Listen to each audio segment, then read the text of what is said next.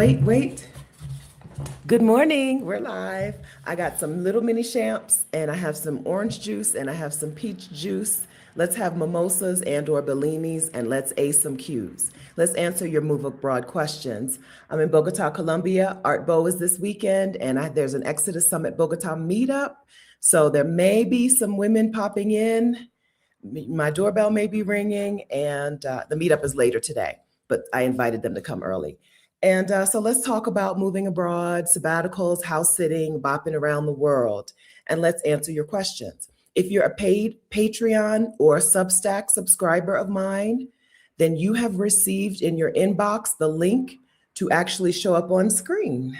If you're a paid Patreon member or a paid Substack subscriber, you have an email in your inbox that was sent this morning, less than 2 hours ago, less than 1 hour ago, probably, with the link to the StreamYard live stream. And you can ask your questions on the screen if you would prefer. But if not, anyone, ask your questions in the chat. Let's ace some cues. Hi, everyone. Welcome. Let me do this. Okay, hi. I'm Stephanie Perry. I'm a house sitter, creator of House Sitter School, co-creator of Exodus Summit, and I help Black women take sabbaticals, career breaks, bop around the world as a nomad, all while embracing ease. If these things sound at all interesting to you, go ahead and hit the subscribe button on the channel. I'll wait for you to do that. Thank you. And then turn on notifications, ring the notification bell. You'll be notified when I go live when I go live or post a new video. Okay, welcome. Haven't even had any champagne yet. It's Prosecco. Haven't even had any Prosecco yet. Good morning, B. Harris. Good morning. The Reframe Menopause Coach. Hello, Unwritten, SYMP. Good morning, KD Free. Hey, Browning for Life. Hey, House Sitting Retiree. Good morning, Janae Gibson. Good morning, Amika Brown. Good morning, Jennifer Reddy. Hey, V. Wolford. Hey, M. Moy. Hi, Callie Sanderson. Okay, yeah, so that's what we're doing today. Some cues. Thank you. I'm pretty sure this is from South Africa, but they also sell stuff like this here in Colombia. But I'm pretty sure this is something I got in South Africa. Good morning. Make sure you say good morning in the chat. If you're here, say hi. If you're watching the replay, hello, friends in the future. Hope it's awesome there. Say hi in the comments. Okay. All right. I have a house guest who may want to pop some Prosecco with me, so I'm going to give her just a few minutes to see if she is interested in coming down and Proseccoing with me. I have a bigger bottle. I have a mini for if it's just me. I have Stephanie-sized personal pan Prosecco, and I have we have a poppin' bottles bottle. So I'll give her a minute to see if she wants to come down and join in or not.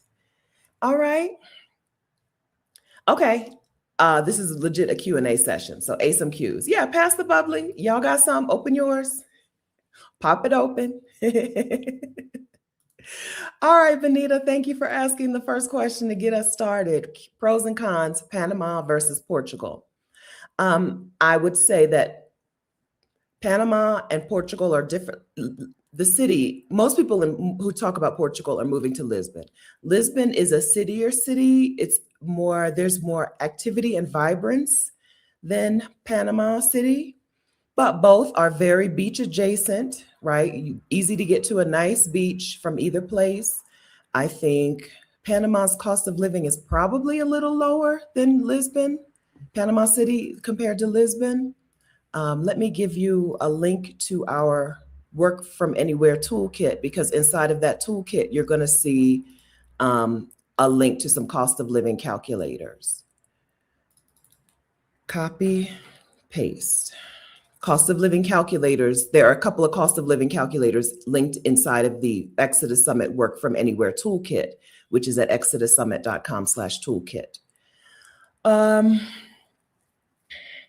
I think Panama is probably more interesting to people who are retirement age and wanting to live a retiree life and be with other retirees. I think Lisbon is a little more vibrant, but that may just be that I didn't see the good stuff in Panama. But more There are Black people in both places. Portugal was a Black colonizer, a colonizer of Black countries. There are Angolans and Mozambicans and Brazilians in Lisbon. But Panama, they look like us, okay? They look like us. And a lot of Panamanian people have lived in the United States. So it's probably a better option that way. As far as residency in Portugal versus Panama, once you get your residency, once you're a legal resident of Panama, they don't seem to care how many days you actually live in Panama. So if you're looking to bop around but have a home base, or bop around but have a security blanket, Panama is a better choice than Portugal. Portugal's residency requires you to stay seated, stay in Portugal. And that may not be a thing that you're interested in. Okay, how was that? Put a Q in front of your questions so that I see them. And I'm going to go ahead and scroll. I enjoyed my time in Panama, but I didn't do much in Panama. So I'm not a Panama authority. I stayed in the hotel. I stayed in the hotel a lot in Panama and just rested, right? I'll tell you that Sofitel legend. There are only a handful of Sofitel legends around the world, and that Sofitel legend, the price is right. Okay, that for that quality of service, I got amazing service at that Sofitel legend.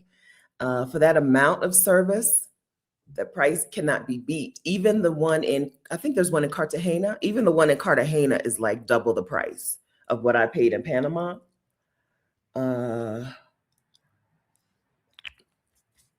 So Panama, good cost of living.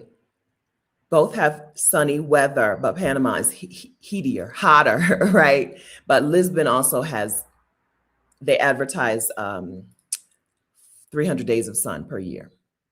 Okay, y'all you're drinking your coffee. Hi, Lynn Pena. Okay, buenos dias. Drink your coffee. My Substack is Vicarious. Oh, no, it's not. It's 6 Minute Sabbatical. If you go to find my Patreon and Substack, you go to vicarious.com/sabbatical fund. Let me give you that link and you'll see the links to those things. My Substack is called 6 Minute Sabbatical and my Patreon is Vicarious.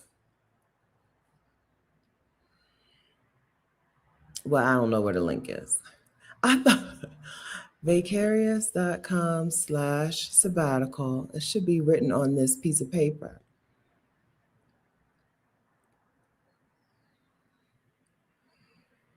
No, here it is. Vicarious.com/sabbatical fund. If you click here, it'll take you to my links. Our sabbatical fund sends Black women on sabbatical. The Vicarian Sabbatical Fund is us.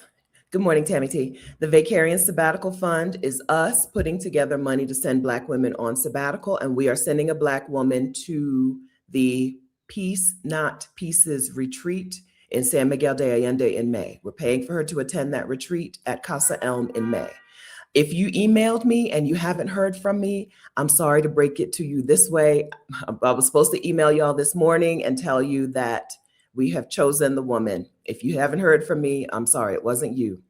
But we've chosen a woman in our community who's been in the Exodus Summit community for a while now. We've chosen a woman in our community to go to that healing retreat. That is a result of you contributing to the Vicarian Sabbatical Fund through my Patreon, through my Substack, through my merch, the t-shirts and mugs and everything that's down on the chat. Okay. So thank you for that. And she thanks you. And yes. Okay. One thing, StreamYard, if you're listening, it would be nice to be able to not pin a comment, but to tap where I left off in reading the comments so that I could scroll back to that point and then start scrolling down. It is always great to have a guest. I haven't felt like myself lately, so it's always nice to have somebody here to lift your spirits. Good morning. What travel medical insurance do I use for short trips? I used to use World Nomads, before I switched to Allianz. Now I use a Colombian company called something. They're red and white, something. World Nomads is probably the most popular still. A Safety Wing. Safety Wing. No, Safety Wing might be the most popular for short trips. We're talking travel medical insurance, not just my flight was canceled and my luggage was lost. Not that kind of travel insurance, but travel medical insurance, which is critical to have. The most important piece, I don't want to say the most important, but an important piece of having travel medical insurance is being able to be repatriated if you or your body need to be sent back to the United States. If you're traveling somewhere and your body needs to be sent back, or you need to be sent from one hospital abroad to a hospital in the US, travel medical insurance does that for you. It's like a catastrophic coverage, and that's what you need. You absolutely need that. So even if you're traveling to a place where you're like, whatever happens, I can pay out of pocket, right? Plenty of places around the world, even if you break a bone, you can pay for that out of pocket, right? Even if that's where you are, that's how you're thinking about your medical care abroad. It's important to have coverage for catastrophic events. And Safety Wing, World Nomads, and Allianz, I always say Allianz. Those are probably the three most popular.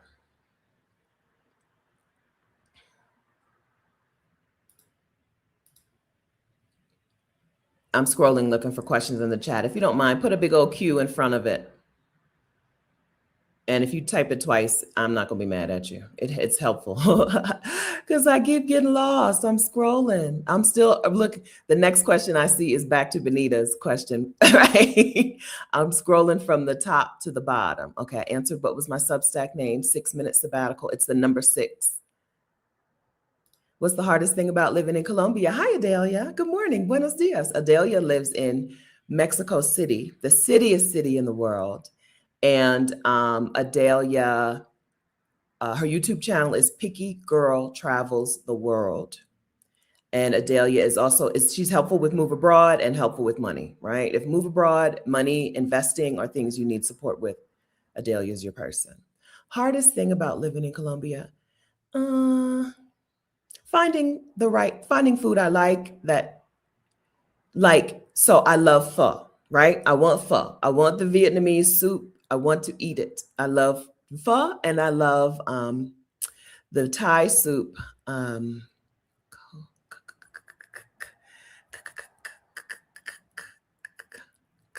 other one. So it's got a K in it. And it's hard to find good Asian food here.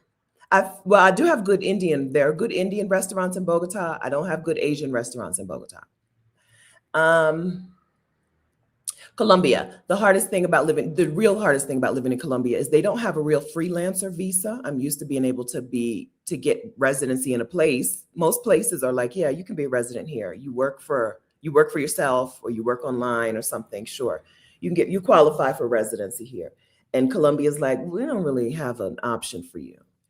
You can have a 2-year digital nomad visa, and you can be a retiree and get a visa. But if you're still a working person, it's harder to qualify for residency in Colombia. And that's a little bit of an annoyance. But the digital nomad visa is 2 years. But I would say that that's the hardest part, not having a permanent residency option right now. I'm just counting on things to change, right? I have 2 years, and I'm counting on after that, by then something will give. Either I will qualify for permanent residency or it's not. Brazil, are you going soon? No plans to go to Brazil anytime soon. We had to cancel the Ghana meetup. So I'm still available. So my summer is free, but no plans to go to Brazil anytime soon. Okay, okay. Hey, Yvette, how do you handle it when people ask you to bring them a souvenir while you're bopping around? Luggage, real estate is expensive. Well, people don't ask me that. I'm not that kind of person. Sincerely, Connie Perry will sometimes, look, the only time Connie Perry even asked for anything was when I was going to get clothes made in Vietnam. And you can't get clothes made for someone else. Like, that's not a thing that you can do. I'm going to open up my single Prosecco because I don't think my house guest is awake yet. It's only 9:16. So they don't ask me that, but the answer really can be real estate is expensive. Now, I like to bring back a refrigerator magnet. So if you're looking for an option that is space friendly, get you half a dozen refrigerator magnets and just pass them out to people when they're like, oh, your trip sounds awesome. Be like, it was. Would you like a magnet? Or you can just say, I don't have space in my luggage. You know, I'm bopping around for years or months, and I had to pack a lot of stuff and I don't have luggage space. That's no is a complete sentence. Okay. It's little and I can't open it. I got too much oil on my hands. I just took my hair down and my hair is too oiled up.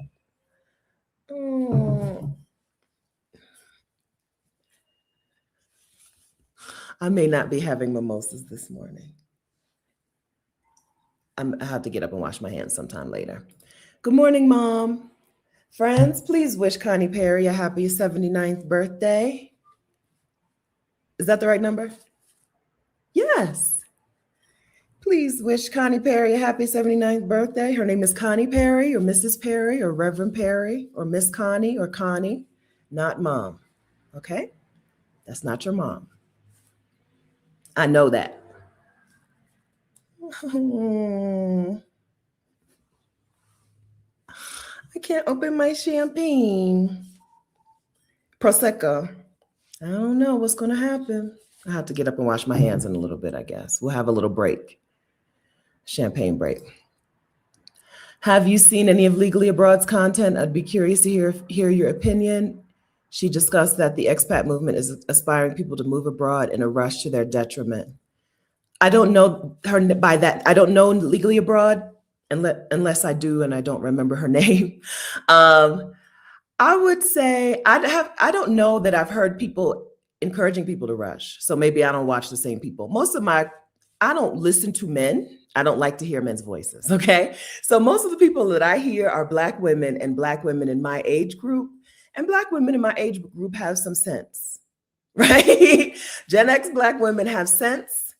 And that's mostly who I subscribe to on YouTube and who I listen to and who I see making videos about moving abroad. And so I don't see that. I'm not saying that people don't do that, but I don't see it. I don't see people encouraging people to rush, right? I see people encouraging people to take action, though, and stop dreaming and wishing and hoping and take some action and do it. But if she sees that, she's right. Rushing is not a good thing. Rushing is rarely the right answer, right? You want to do it. Somebody's going to misinterpret what I'm saying. Some of you could move this summer and you're taking your time. You're doing it too slow. And when I say rushing is rarely the answer, you're going to be like, oh, let me slow down my time span. No, some of you can get up and go this summer. Inside of the Exodus ASAP membership, we just spoke to a woman who has online income. She's a bookkeeper online, and her lease is up in June. And she's a solo person. And she's talking about, I think I'm going to move in 2027. No, girl, you're moving in June. Okay. You leaving Texas in June. When that lease is up, you're up. Okay. It's up. So not all of you, right? Some of you don't, some people don't understand time frames, but rush as in be unprepared and go there with no plan and nothing. That's rarely a good answer. Okay. What is the occasion for the bubbly? There's a meetup today, and I think I'm going to have some people stop by the house. And that's it. Oh, it's Art Bogota, Bogota's Art Weekend. Can I use my teeth to open this? Where are my expensive teeth? See, I did it. Oh. Mild Bubbly overload. I have some paper towels, right? I mean, napkins right here. All right.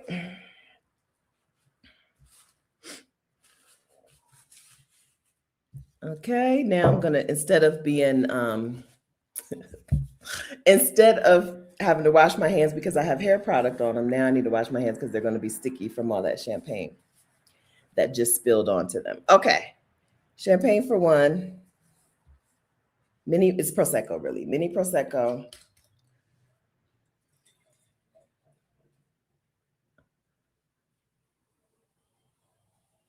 I'm gonna pour the whole thing. I'm like, do I wanna ration it?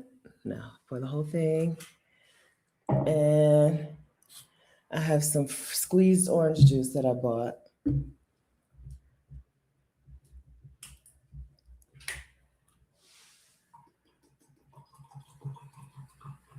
Okay, Mimosa Saturday.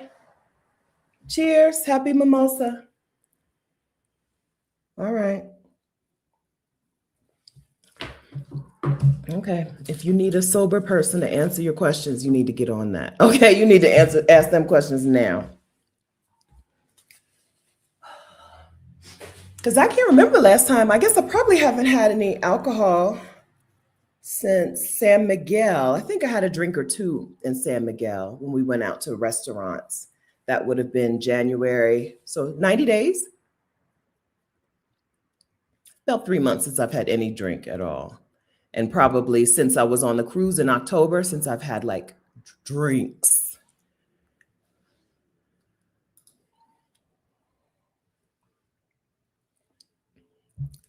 One more time, if you're a paid Patreon member or a paid Substack subscriber, in your inbox, you have a link to the StreamYard stream. You can come on screen and ask me your questions face to face. Hello, DJ Ferg, want to join Trusted House Sitters? How often do you find sits without pets? There are consistently house sits posted without pets, but that doesn't mean that's a house sit that you're available for. There are consistently those.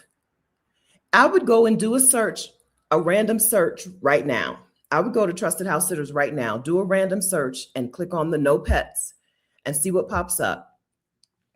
If nothing, well, the problem is that those don't last. A house sit without pets, this is not an exaggeration. A house sit without pets is probably booked in 2 hours, no matter where it is in the world.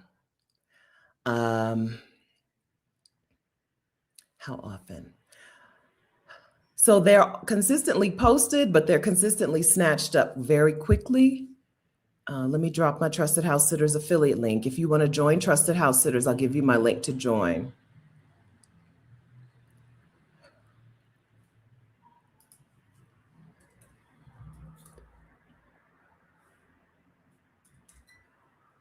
New House Sitters link. Copy. Okay, join.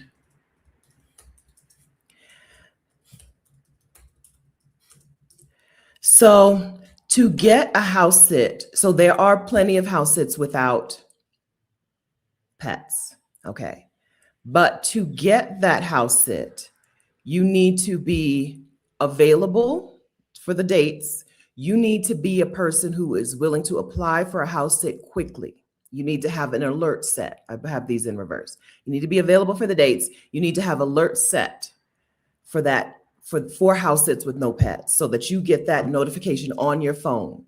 And then you need to be a person who is like, I'm applying for this house sit now, not later today, not when I get home, not when I get a few minutes. I'm going to drop things and apply for this house sit now. If you're not that person, I don't think it's going to work. D from H&D Abroad, are you here?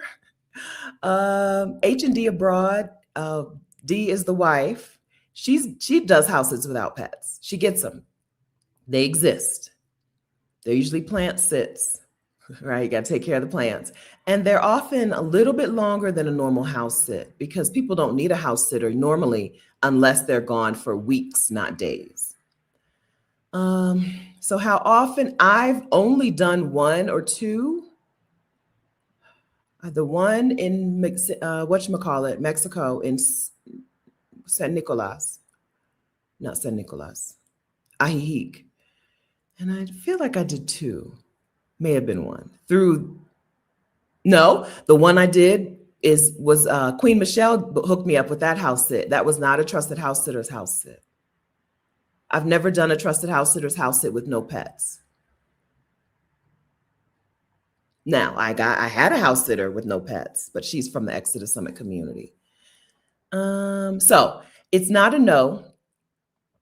It's impossible. It is you need to be on it. If you pay for a trusted house sitters membership, knowing that you want a house sit with no pets, you need to commit to having an app, having the alerts set on your phone. You need to commit to going in, filling out your profile, and setting up alerts on your phone. Other people wear these and they don't have to adjust them every 10 seconds. Is it a shoulder problem? Is it my lack of shoulders? You need to be willing to go in, set up your profile, and set alerts for what you're looking for every city, or if it's worldwide, for worldwide. You need to be willing to go in and set alerts, and then you need to be able to apply for them quickly. You also probably want to. Buenos dias. Good morning. Do you want to have mimosas? I need to eat something. Friends, say hi to Katrina. Say hi to my house guest. I just opened the little one, but we have a big one in the refrigerator. I'm so short. I need a pillow to. She'll be back. She'll be back. It's not impossible, okay, but you need to be on it. Everyone. So there are house sits that are in demand, and those are the house sits that are in demand. Everyone wants a house sit with no pets, and so you need to be a mover and a shaker. Sure. And then also you need to remember that there are pet animals that aren't necessarily pets. So I've done a cat sit where what they really wanted me to do was feed the stray cat outside, right? They wanted me to put food in a dish so that the cat outside, you can come a little bit closer, so that the cat outside doesn't starve while they're away. So pet sits may look like a pet sit when it's really not a pet. Friends, meet Katrina. Hi. Hey, friends. Introduce yourself. So I am Katrina. On the socials, I'm Katrina Michelle. Stephanie and I have been friends since, 2002, 2001, something like that. Mm-hmm. We met in the military, and she's been a tremendous influence in terms of me doing a sabbatical myself. I left the United States in December of 2023. Yeah. I'm a little winded because I just came down the stairs. I have not acclimated to the high altitude, so it's easy for me to get out of breath these days, being here in Bogota. But so I turned 50. I quit my government job. I bought a one-way ticket, and I've been traveling ever since. And so, yeah, life is good. Welcome. Thank you. Katrina's staying with me, and we're going to the meetup in a little bit. Yeah. So there's champagne, Prosecco in the fridge. Okay. This juice and the peach, but there's a little bit of peach juice left in that container on the door. Okay. I want to eat this banana first. Okay. I want to drink on an empty stomach. No problem. Okay. I'm running the risks. Bogota is very high altitude, and you feel it. Yes. When you get here, you feel it for sure. Yeah. For you, it's just winded. You haven't had the headaches and stuff. I had headaches. Oh. I have a little nausea, but nothing that I couldn't handle. But definitely, I feel the effects for sure. Yeah. And this is I got here on Tuesday. Yeah. And I'm still winded going up and down the stairs. I think we left the house Wednesday, but we didn't leave the house Thursday or Friday. And so we rained so much. I probably should have been a better guide through this and said, let's go outside, because you have to acclimate to it. We probably should have done some walking, a little tiny bit of walking. But it's hard to walk in the rain. Yeah, nobody likes that. No. So that's why we didn't do it. and I don't mind doing nothing. So yeah, no complaints over here. We're going to the Art Bow weekend stuff today. There's an Art Bogota festival happening. So we're going to that today. So we're going to walk around a couple museums and stuff and hope that everybody who's here feels okay. At least 2 other women are in town, and they just got here. So we're gonna still take it easy, but go to museums, get a real good pizza, my favorite pizza in town, and do that kind of stuff today. Easy math, 678. I'm teaching in Mexico, plan to come to Colombia next. So many job openings. How did you choose a region? I like Latin America. I like Latin American people. I like Latin American food. And I like the proximity. I like the closeness of Latin America. So I chose this region because it's easy for me to get back to Delaware, to my parents. And because I like being here. It's a place I like and it's convenient. And the cost of living is good in most of Latin America. Costa Rica is an expensive part of Latin America, but the rest of it is a good, it meets my needs. So that's how I chose this region. I feel like Southeast Asia, wait a minute. I feel like Southeast Asia is an underrated region for Black women for a variety of reasons. For all the reasons I've named about Latin America, except for the proximity. It's decent cost of living, but better, lower, but good food and probably better. I would say I may enjoy eating in Latin America enjoy eating in Southeast Asia better than Latin America. I would say the people are as good. Absolutely. Thai people. For sure. Cambodians, Vietnamese. Mm-hmm. Yeah, the people are as kind to you. For sure. As if you're a Black woman. I can't speak on how kind they are to other people, but to Black women, they're kind and welcoming and warm. Yeah. I spent 6 months in Cambodia. Mm-hmm. And I still look for stuff to rent in Cambodia because I'm ready to get back. Mm-hmm. Speaking of regions, like Stephanie said, Cambodia or Southeast Asia in general is great for a lot of reasons, but the biggest downfall is the fact that it's so far away. Mm-hmm. But I have an agent who sent me a listing last night, right before I was going to bed, 4-bedroom villa with a pool, private pool, for $1,500 a month. 4 bedrooms. 4 bedrooms. This is in Cambodia. This is in Cambodia. Okay. So I was telling Katrina, I went to Cambodia in 2015 or 2016, late 2015, early 2016. And in Siem Reap, in Phnom Penh, you did see the condos and stuff. Siem Reap was not a condo place back then. So I want to get back there and see how different it looks. Back then, it was just stay in hotels. There were long-term stay hotels. Mm-hmm. So I would stay in a hotel with a pool and restaurant and stuff. But so now there are more Westerners there. And so you see the developments that Westerners are doing. The first Airbnb that I stayed in there was built by a guy from Switzerland, and he does other development in the area. Mm-hmm. The apartment that I stayed in for 6 months was also a building that you can tell was built for people who come from the West, because it had all the creature comforts that we look for in a place. Yeah. It was actually an area of town where I said I didn't want to be because there were so many Westerners there. And I mean, those kind of Westerners, because there's not a ton of Black people in Siem Reap. But once I got there and realized that, it really is a lot more convenient to be here. It was an apartment that was fully equipped. I literally did not have to buy anything. I bought a couple things, but I didn't have to. So over the last 10, 12 years, more of us are going. And so they have these properties that I think we would be more comfortable in. Yeah. So when I was there, so Siem Reap was popular for people to pass through, but it wasn't a place to stay back then. Siem Reap is where the Angkor Wat temples are. What's that movie, Angelina Jolie? Mm-hmm. Temple of Doom. Not Temple of Doom. Whatever her name is. The Angelina Jolie and the temples and the whatever. Right. That's there. That was filmed. That was there. So it was a place where people would pass through, but they would stay longer in Phnom Penh because that had the condos and more stuff. So. Yeah. Okay. But so $1,500 a month in a luxury apartment building with 4 bedrooms is bonkers. Tomb Raider. Thank you. Yes. Tomb Raider. Yes. That's right. That's right. Yeah. So that's Siem Reap.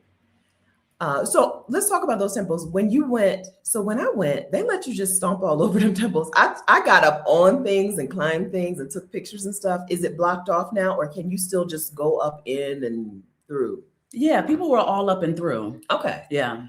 At some point, they're going to have to stop that. They weren't disrespectfully up and through. No. I mean, but you find people meditating. You'll see people walking barefooted. For the most part, people know how to act. Yeah. I'm sure there are a couple Karens that'll go over there and, not do the right thing. But for the most part, every time I went, oh yeah, I have that same picture. Yeah. So this is what you're allowed to do in Cambodia. Yeah. I don't like seriously. At some point, they're not going to allow you to do this. These buildings are from the 1200s. Is that right? Oh, really old. I don't even remember. 700s or 1200s, or maybe 700 BC or 80. It's like the oldest empire in Southeast Asia. Yeah, there's something got to give. They can't continue to let you do that kind of stuff. So if you want to do that kind of stuff, you better get there now. Okay, you better get there now. Yeah, and so Siem Reap had lots of pools. Like there were restaurants that just had pools that would let you just swim in the pool, come eat food and swim in the pool because it's hot and humid. Yep. It's was a really relaxed and chill place. It still is. That's how I ended up going back. I spent 10 days the first time. And as soon as you get there, you feel the chill vibe. It's everywhere. Yeah. And so I knew that I was going to come back. About 3 weeks later, I was back and I stayed 6 months. And you get around walking and via tuk-tuk? Or bicycle. Walk, yeah. Mm-hmm. Yeah. Okay. Hot, but the people were amazing. Yep. Yes. Very hot. If you don't like the heat, don't go to Cambodia. It's a different type of hot. Yeah. So Southeast Asia, I think, is underrated because it's far and because it's foreign. Things look so different. Latin America looks a lot like what we're already used to, especially if you've been to the Caribbean. Parts of Latin America are also Caribbean. And so it can seem easier. And Spanish is a little more manageable than Thai or Khmer or Vietnamese, but they're worth the effort. I think if you're okay being in a place and understanding that you're always going to be illiterate. I don't know any English speakers who go to those places and learn those languages. Maybe men who go there and marry the women. Yes. Maybe. But it's a very hard language to learn. If you're okay with being illiterate, Southeast Asia is fantastic. If you're not okay with that and you must learn the language, Malaysia is the answer. Bahasa Malaysia is very easy for English speakers. It's easier for English speakers to learn. Their letters look like ours. Thai is very artistic. And Khmer, like, I don't even know, how long does it take you to write a sentence in Khmer? Because everything is so frilly and scrolly and all of that. Bahasa Malaysia is, first of all, Malaysians speak English. Yes. They all speak English and their language is manageable. And so if you want Southeast Asia, but you need to be able to speak and read the language, then Malaysia, yeah. They were all hard. What I found hard about it, not even the writing part, but being able to pronounce the words. Yeah. I found that my mouth and my tongue didn't move in the way that theirs did to pronounce the words. Yeah. So trying to write it or read it never even crossed my mind because just pronouncing it was difficult. Yeah. Yeah. So that's the difference between what was the original question though? I believe the question was the difference between Latin America and it wasn't. It was about you picking this region, I think. Oh, the region. How do you pick a region? Yes. Hi, Rashida. Meet Katrina. Perhaps Hi, Rashida. Perhaps you know her. So regions. What do you want? And what fits your needs? And what is in your cost? What is in your budget? I think, like I said, I wish I could have all Black women spend some time in Southeast Asia. It's such a healing place. Which is why I want to go back. Mm-hmm. I really do. But if that's too far, then pick a region based on what do you want? The Caribbean has also healing properties, right? Go and to hurricanes. Yeah. Okay. So the Caribbean is going to require some workarounds. That's right. For weather purposes. That's right. And the cost of living is going to be more than you expect, more than Southeast Asia, but maybe not as much as you expect. There are parts of the Caribbean where you can live on a normal budget and not what we think of as a Caribbean budget.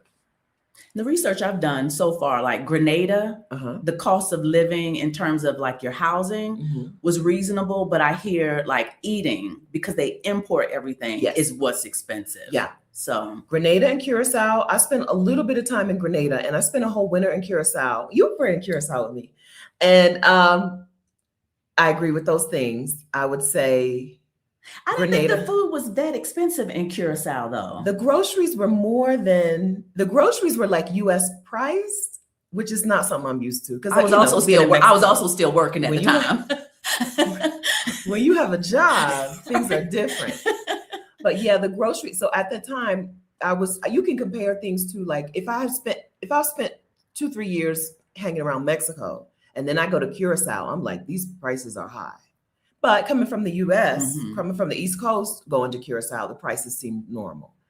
But yeah, that the Caribbean is a choice, right? African countries are a choice if you have, if you're willing to figure out the residency process. African countries aren't the best at, here's how you get residency. Here's how you qualify.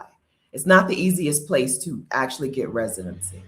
If you're willing to do that, you pick a region based on what do you want, knowing that you're never going to pour cement around your feet. You can get up and go when you feel like it. That's right.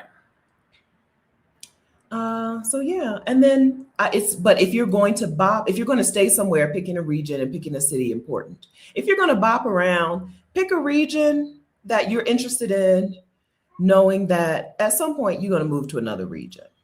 Right? You're going to move around that region until you get sick of it, and then you're going to leave it. Nothing is permanent in life, right? I just talked about where except for change. Except for change. I just opened that bottle using my teeth, because even my teeth are not permanent. Okay. I have what is it? What's the hard stuff? Is it cubic zirconia? What's the hard stuff they make fake teeth out of? Crowns, not porcelain, but the other. My crowns, right? Nothing is permanent.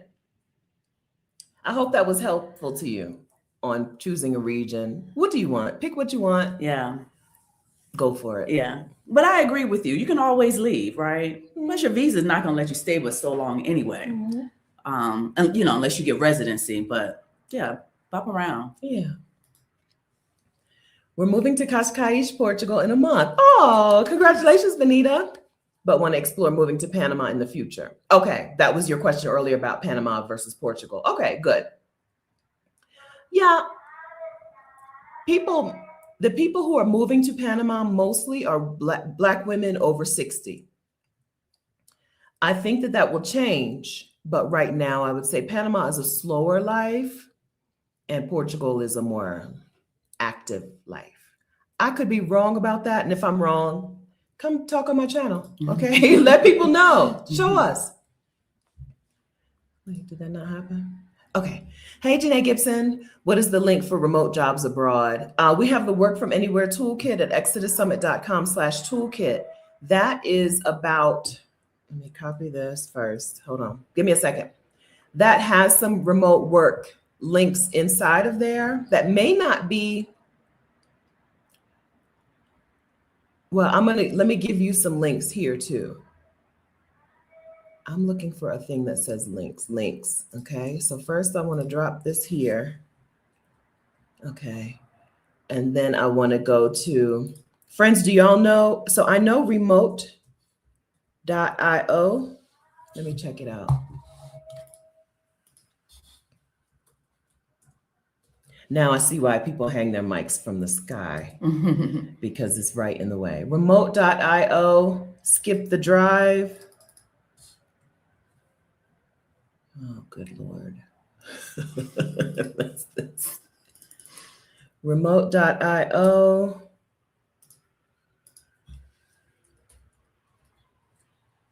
Skip the dishes, skip. the drive jobs. What happened? Skip the drive.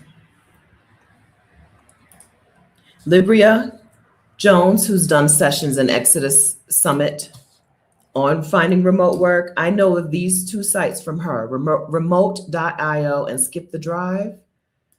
Inside of the toolkit, we have some other resources. And friends, if y'all know of any, go ahead, can you say them? You can't put the link like I did. You can't put the link, but if you just say the name of the website, that would be helpful. Okay. And then inside of the Work from Anywhere toolkit, we have some resources, some things. While I'm scrolling back up in the Q&A, go ahead and hit the like button if you don't mind. Okay, I'm down here somewhere. What was that? What was the hardest word? Adelia, what was the Okay. hardest part about living in Colombia? I talked Okay. about how it's hard to get Asian food. Pho and that Thai soup. Thai soup. I love that stuff. I know what it's called. It's so hot and spicy. Tom yum, tom yum, tom yum kun, I think is the one with chicken. Tom yum, I think kun is chicken. I learned chicken and shrimp for a brief amount of time when I was in Thailand. I'm like, I want the one with chicken. I want the one with shrimp.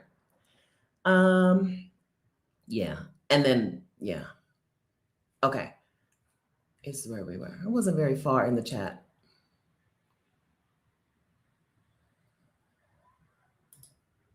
Hi, Theolite Weaver. I have a choice right now between buying my first home in the US or leaving the US with my teenager. Should I just leave or do both?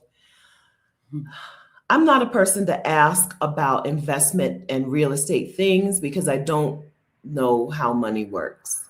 I can't imagine buying a house today. Okay, so understand that. Seriously, understand that, okay? I'm also a person who's owned 2 homes and hated it both times, okay? Understand those things. And I've never made a profit out of home ownership, right? Whereas a certain other person I know has made a profit from home ownership and is living her life because she was a homeowner and made a profit from it. Okay. You need to understand those things about me to understand why I'm saying this thing. I can't imagine buying a home today with the US dollar being unpredictable. I can't imagine a city. I don't know of a city in the US where I would be like, I would feel comfortable buying a home, plunking down hundreds of thousands of dollars on a home today, because in 2 years, them prices are going, that's my guess. The US dollar is doing funky things. As a person who has to pay, I pay my rent in Colombian pesos. Every month, my rent has been more and more since I've been here. The US dollar is not the strongest at this moment. And I can't imagine real estate markets are the strongest at this moment. So that is advice from a person who you should not take home buying advice from. So if you buy the home, is your intent to rent it and leave, or would you buy it and stay? What if she was going to buy it and stay? Well, the job market is so crazy in the US. I don't know that I would want to buy it just because of that. Nothing seems, I don't know that I would buy it because of the market in general. What I do know is how to find out what you really want versus what other people are saying you should do is take a lot of time without getting other people's input to listen to yourself. Right? Yeah. If you think the answer is, if you think you know the right answer and you just need to figure out which one of these is the right answer for you, then you need to take some time where you don't have other people's input. Sabbaticals solve a lot of questions and give you a lot of clarity in life. Your sabbatical may not be a year, but if you have a whole lot of time where your whole main purpose, goal, objective is to find out who are you and what do you want, a sabbatical will clear some things up for you. Do you want to leave with your teenager? Do you want to stay? Do you want to buy a home? Do you want to get a new job? Do you want to go back to school? Do you want to start a business? Do you want to become an artist? Those questions are answered with clarity. And clarity is a sabbatical away. That's a thing that I do know. I don't know the right answer for you and for your family. I don't know your situation. I don't know. But I do know that you probably know the right answer, and there's too much other stuff for you to get the right answer. Find out how you can take some time away. It may be a week, right? Maybe you don't have time for, I don't know. A week is hard to get clarity in a week because you're just going to sleep. But if anybody, if you have some questions ruminating, running through your mind, if you need clarity in your life, you need some time where you don't have to answer to a job, to obligations, to caregiving, right? You need some time where it's all about you. That's a sabbatical. That will solve a lot of problems. That will clear up a lot of questions. Okay? Understand, I'm not a person to take real estate or investing advice from, but I do know how to get clear on what you want. And then you get support on how to get it. Okay. The Reframe Menopause Coach, right on time. Welcome. In light of the current political climate in the US, do you still believe that Central and South America are good bets for relocation? I do. So these Central American and South American countries are most relatively autonomous, right? They're a block together. They're friends. They have homies, but they don't rely on the United States. I think if the US dollar is going to be problematic for the foreseeable future, and I think it will, I think the US dollar will be very volatile for the foreseeable future as not a money expert, okay? As not a money expert. I think that Latin American countries are decent bets if they don't operate on the dollar, right? Colombia is her own thing, right? Colombia is her own girl. Yeah. Now, Panama uses the US dollar, and I believe Panama and maybe Ecuador. I don't remember getting any other any Ecuadorian money.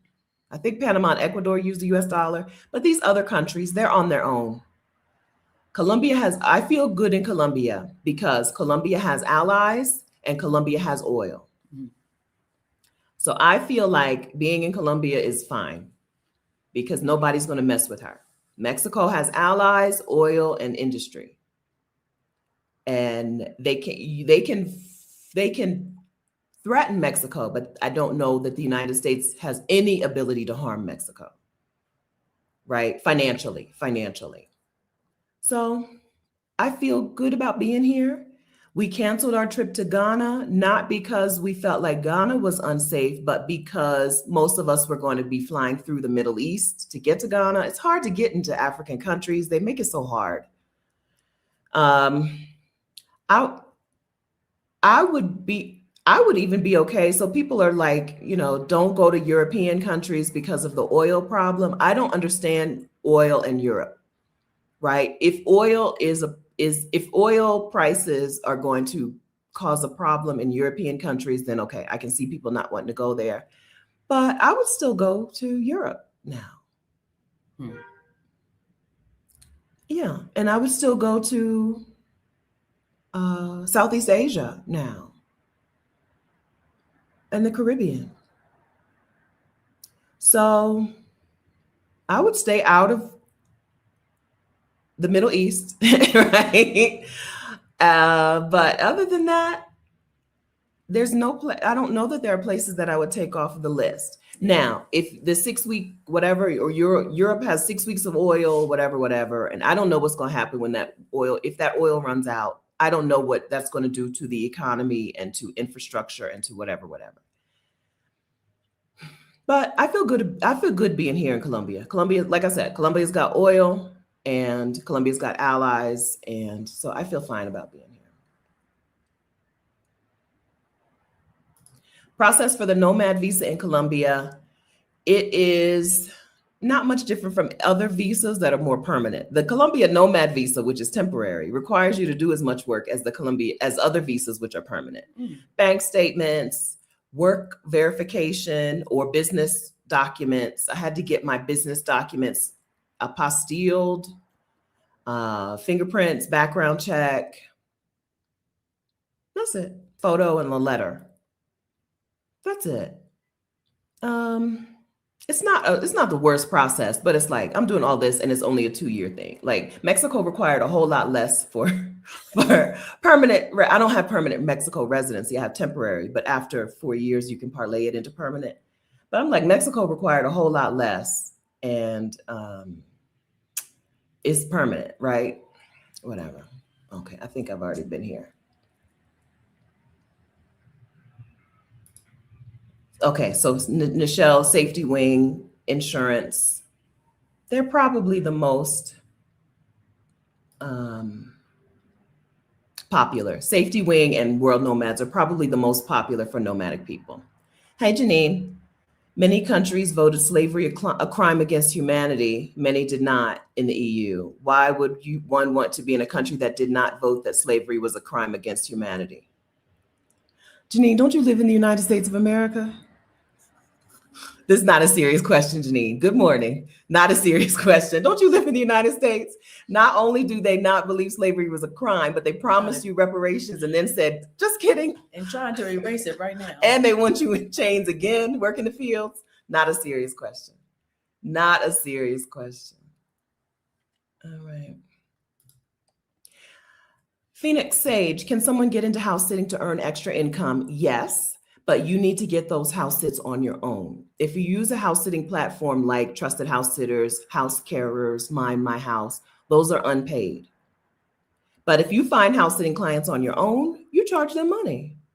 Some of those come from getting clients for free and then they refer you to their friends and family. So you can.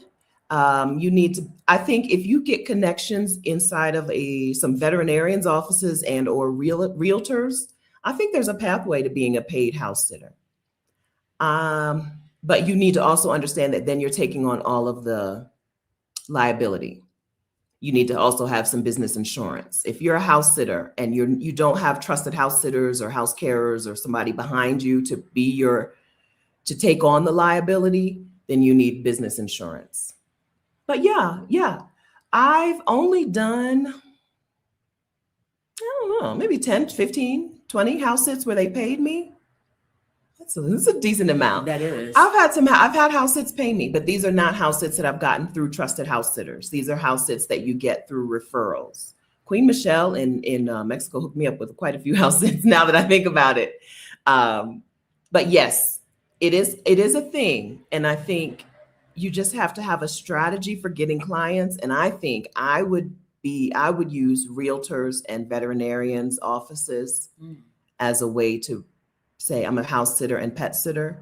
I think realtors are probably underutilized. I'm sure having connections with realtors in certain cities where their clients are buying the second property and aren't there very often, I think that's probably an undertapped market. I interviewed Kimberly Traveler at, I think, the Chicago Meetup a couple of years ago. And that's what she did. I believe that's who it was. She had a friend who was a realtor or some friends who were realtors in some city. I met her in Chicago, but I don't think she was from Chicago. And that, yes. So it is a thing that could be done. Yes. But with any business, I don't care what your business is, with any business, the problem is getting your own clients. Not the problem, but the extra step, the thing that you need to know how to do. So yes, you can be a house sitter, but how do you get your clients? If you're not using a platform like Trusted House Sitters, you need to have a plan for that. But yes, now being around the world and being paid as a house sitter around the world is sticky because if you're there on a tourist visa, you're legally not supposed to get paid. So you need to do things under the table. Do you feel comfortable being in another country, being paid money under the table when you know that it's illegal? That's a question for you. That's a question for you. Hey, Nichelle, is it hard to start a business in Colombia? I have no idea. I know I've been here for over a year now, but I know nothing about this place. I'm not the best person to ask about this. I don't know. I don't even know anybody to ask. She travels. What are your thoughts about Da Nang, Vietnam? Would you recommend it for slow travel? What are your thoughts, Katrina? Oh, absolutely. I went to Da Nang was supposed to be 5 days and ended up staying a month. It's, a beach city, good food, lots of people there. Yeah, I would totally recommend it for sure. So Da And Nang, it's in Vietnam. I mean, you can hop around to other places in Vietnam very easily. So for sure. Da Nang is in the central. It's So in we've central. got Hanoi up top and Ho Chi Minh City down south, and Da Nang is almost right smack in the middle. Right. Da Nang and Hoi An are right there together. Mm-hmm. And Hoi An was actually my favorite place. Yeah. Perfect for slow travel. Yeah. For sure. Hoi An is where we got all those clothes made. Hoi An is where we had the meetup last year. More than 80. Sometimes I say 100, sometimes I say 80. It's probably 90, right? 90 of us got together for a couple of weeks in Hoi An last year. Hoi An is more small town, but it's because it's a tourist-filled small town, a busy small town. You can get away from the tourists if you get out into the rice fields, but it's a tourist-filled small town. Da Nang is a city. But they're both on the coast. Most of Vietnam is on the coast. Mhm. Vietnam is all coast. Yeah. Right. They're both on the coast. You can get to the water. You can get you a beautiful hotel suite or room for pennies on the dollar compared to what you're used to. Seriously. And eat good food. Yep. I would recommend Da Nang. I would say I definitely enjoyed Da Nang more than Hanoi. Hanoi is the big city in the north, and Ho Chi Minh City is the big city in the south. I definitely enjoyed Da Nang more than Hanoi, and probably more than Ho Chi Minh City. I had friends in Ho Chi Minh City. I made friends with people down south, and so I did active nightlife things. So they're probably tied. Da Nang was more rest and relaxation, and Ho Chi Minh City for me was more going out. But I really recommend, yes. So the answer is absolutely. Don't skip it. Absolutely. Do not. The beach culture in Da Nang is like no other. People get up first thing in the morning before the sun comes up, and they go on the beach and they walk, they swim, they run, they yoga, they play soccer. And most of these people are like older people. They're just, living their best life on the beach in Da Nang. Yeah. Tammy, how long did it take you to settle into a routine in Colombia? No time, because my routine is wake up, stay in the house. Because I traveled for 9 years and change, I'm used to establishing a routine in a new place. Where do I like to get my coffee? Where do I get my laundry done if I'm taking it out? So Grocery store. What grocery store? So I like to go to, what park do I want to walk around? So no time, because I've done it over and over and over again. Now, maybe if I hadn't spent 9 years establishing a routine every 90 days, it would be harder. But not hard at all. Not hard. Not hard. Hey, Porsche B Faith. I made Bogota my home base because there's a thing that I'm working on doing that was harder There's a thing that I'm doing that I tried to do in Costa Rica, and it was too hard to do in Costa Rica. And the same agency was like, just go to Colombia. And so I picked, but why? Let's talk about why I picked Bogota instead of other cities in Colombia. I wanted to be away from white American people. And Medellin is a popular city with white Americans. And I just didn't want to be stuck in a city where I was going to be treated the same way as in the United States, and where I was going to see the same people who were in the United States. Bogota is unpopular with tourists and nomads and travelers because it's rainy, it's high altitude, it's gray, right? Medellin gets into the 80s, I believe. Bogota is in the 60s all year round. And so I was good with Bogota because I specifically wanted to be away from white American people. And I know that they're leaving the US in droves. I saw them all the time in San Jose, Costa Rica. And it got to the point where it was an annoyance. And so I didn't want to repeat that by going to their favorite place in Colombia. I already saw them at their favorite place in Costa Rica. Well, no, they really they prefer the beaches in Costa Rica, but anywhere you go in Costa Rica, they're there. And so part of that was this. Also, Bogota as a city, it just is my vibe. It's a city, but the neighborhoods are just real chill and self-contained. That's most cities around the world, but that's not what we're used to in the United States. Every building is red brick, and that's this orangey red brick. It just really looks cute. So that's why I picked Bogota inside of this country. I picked Colombia because the agency was like, go to Colombia, girl. They were like, go to Colombia and get you a baby. This is not going to work in Costa Rica. This is not going to work here. Go to Colombia and get you a baby. And then where in Colombia? Bogota was my first choice because it is the last choice of most people moving to Colombia. And seriously, it sucks to leave the United States and be still surrounded by them same white people. Yeah, that's the downfall about being in Siem Reap, Cambodia. They took over. Yes, there's so many of them there. Oh, it's like that in Mexico, in not Guadalajara. I keep forgetting Ajijic. I've already said it 3 times today. Ajijic and Lake Chapala, they took over. Yeah, right. Yeah, they're everywhere. Same with it's getting that way in San Miguel de Allende, one of my favorite places. I used to ask myself, where in the world can I go on planet Earth and not see a white person? There's absolutely nowhere, I don't think. We were in Vietnam. Diamond and I had done this all-day motorbike tour, and he took us way into the mountains. I mean, we were in literally no man's land. And we rode past a coffee shop. Mm-hmm. It was 2 white people sitting out there drinking coffee. I'm like, y'all are everywhere, like Steeler fans, everywhere. They might have been Germans. Were they? You think they were American? Look, I don't know the difference between the Europeans and the Americans, so they're all the same to me. But they are everywhere. I don't think there's not a place you can go on Earth and not see them. So. Australians, I don't like to be around Australians, and I don't like to be around Americans. The other white people, I'm like, whatever. They're probably not going to. Well, American white people, when they see you abroad, they cannot mind their business.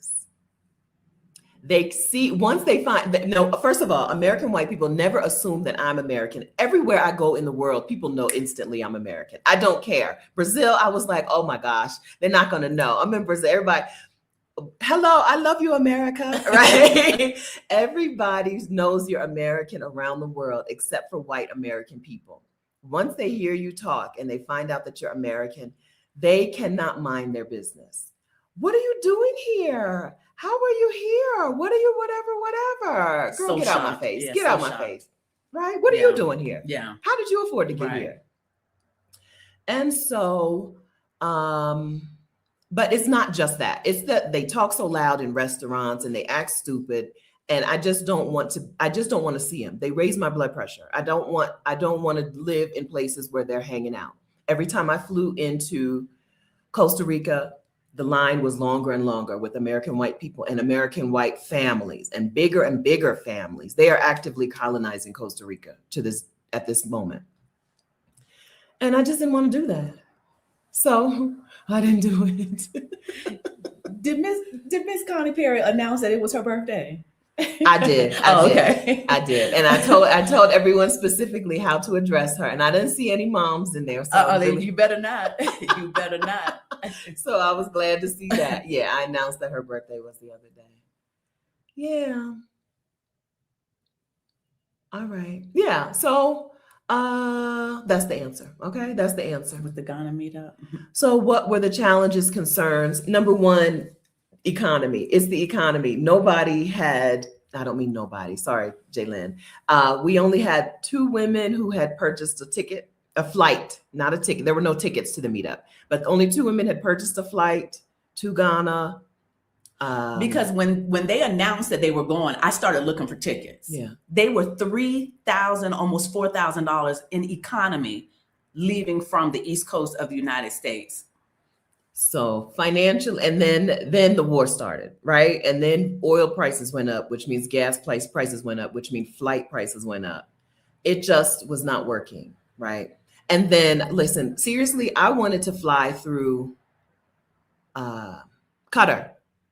I wanted to take Qatar Airways, fly through, right? And that's off the table. The Middle East is off the table.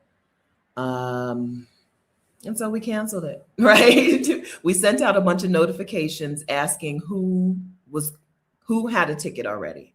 Normally, for a meetup like this, even though it was 4 months ahead of April, May, June, 3 months ahead of time, normally we would have 30, 40 people who said, I have a ticket, I'm going.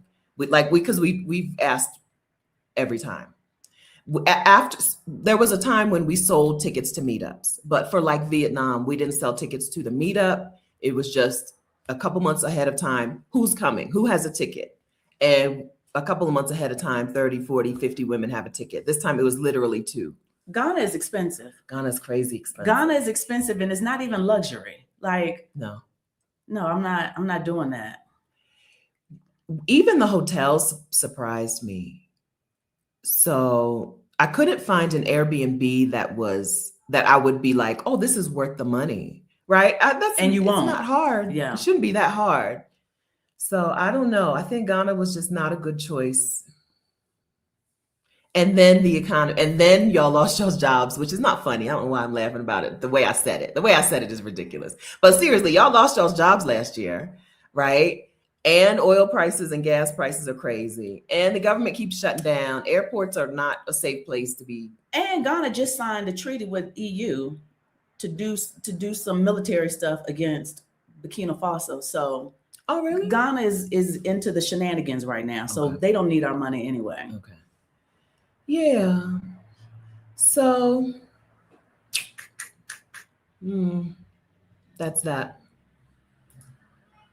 KD Unmapped. Do you encourage slow travel 3 months in one location? Yeah.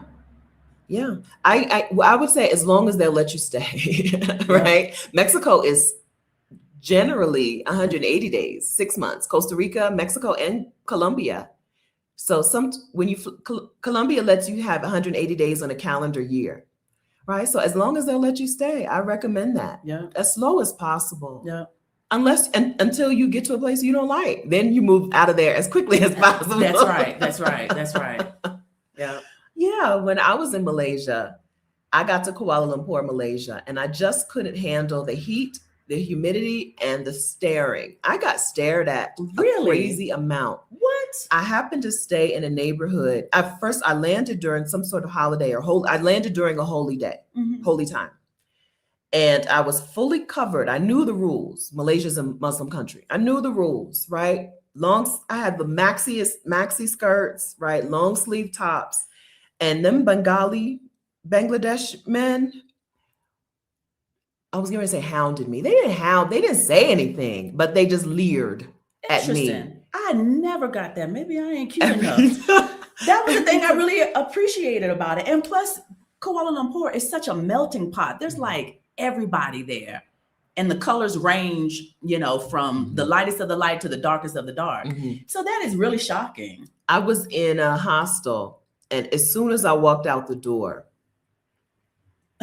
you would have thought I was in a swimsuit. Like you would have thought I was in a bikini. I'm wearing a maxi skirt and a long sleeve linen shirt, camp shirt. They were checking you out. That's what that was. I couldn't take it. I was like, I hate this. And it was it was some sort of holiday where they weren't working for days. I'm like, when are these men going back to work? Wow. When do these men go back to work? I posted a picture in front of the towers. What are they called? Not the CN Tower. The Petronas Towers. Petronas Towers. And I posted it on my Instagram. Remember Andre? He was like, smile. What's wrong with you? Why are you looking like that in this picture? Smile, please. Oh, wow. Smile bigger. Why are you looking so upset about being in this place? You worked so hard to get there. I couldn't take it. I couldn't take it. So we're saying slow travel, but also quick. If it's not for you, get up out of there. Okay. That's one of the benefits of this blue passport. That U.S. passport gives you a lot of options.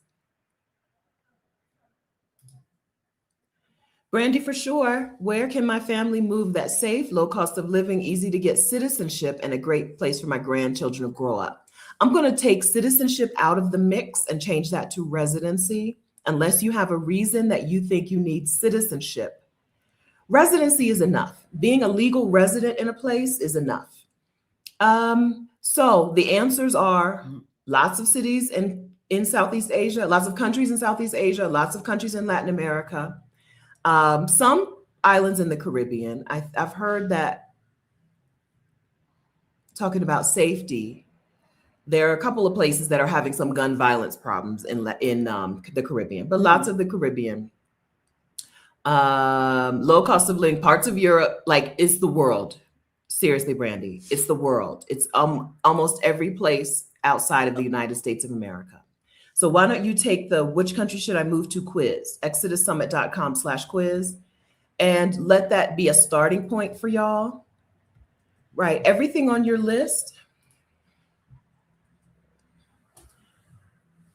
Safe, every place. Girl, like every place that you would consider living. They're unsafe. We just talked about there's a war in the Middle East, right? So we're not moving to Lebanon, okay? But any place that's on your list to move to is safe. So that's easy. Every place. Easy to get residency. We'll change citizenship to residency. The easiest places to get residency depend on your situation. If you're a retiree getting retirement income, then you need to look for easiest retirement visas. If you're a worker, like a freelancer or a business owner, then you need to look for easiest places to get a freelancer visa or what's that visa you told me about in Cambodia? Business. Business visa. Cambodia. Katrina got a business visa to Cambodia. With no business. With no. Okay. All right. And if you're that's it. Retiree in most of the world means you have a steady amount of income for life, or you have a pot of cash. In a lot of the world, either having a pot of cash or veterans disability income or Social Security or pension, those things make you a retiree, even if you're not retirement age. In Panama, to be qualified for the retirement visa, you need about $1,000 or $1,200 per month in income for life, and you need to be at least 18 years of age, right? So where is it easy to get residency? It depends on what your financial situation is, right? If you're working remotely or something, then you need a remote worker visa or a freelancer visa. If you have a pot of cash, $70K, I think, for Mexico, or around $70K for Mexico in accounts accounts in your name, then that qualifies you for residency. So where's it safe? Everywhere. Where's it easy to get residency? It depends on your money situation. Great place for your children and grandchildren? Everywhere, right? I think Latin America is a wonderful place to have a family. It seems to be, right? They seem to really like kids here. But Southeast Asia also, the Caribbean, absolutely, right? Low cost of living is a relative term. So I would use the which country should I move to quiz. I would ask those questions I would answer those questions in the quiz, and I would let that guide you to the places. Most of the women in this community are interested in Mexico, Portugal, Panama, Ecuador, Colombia, Costa Rica, Kenya. I think Kenya has overtaken South Africa, but we'll leave South Africa on the list. Because of Latrice, France is more affordable than people know.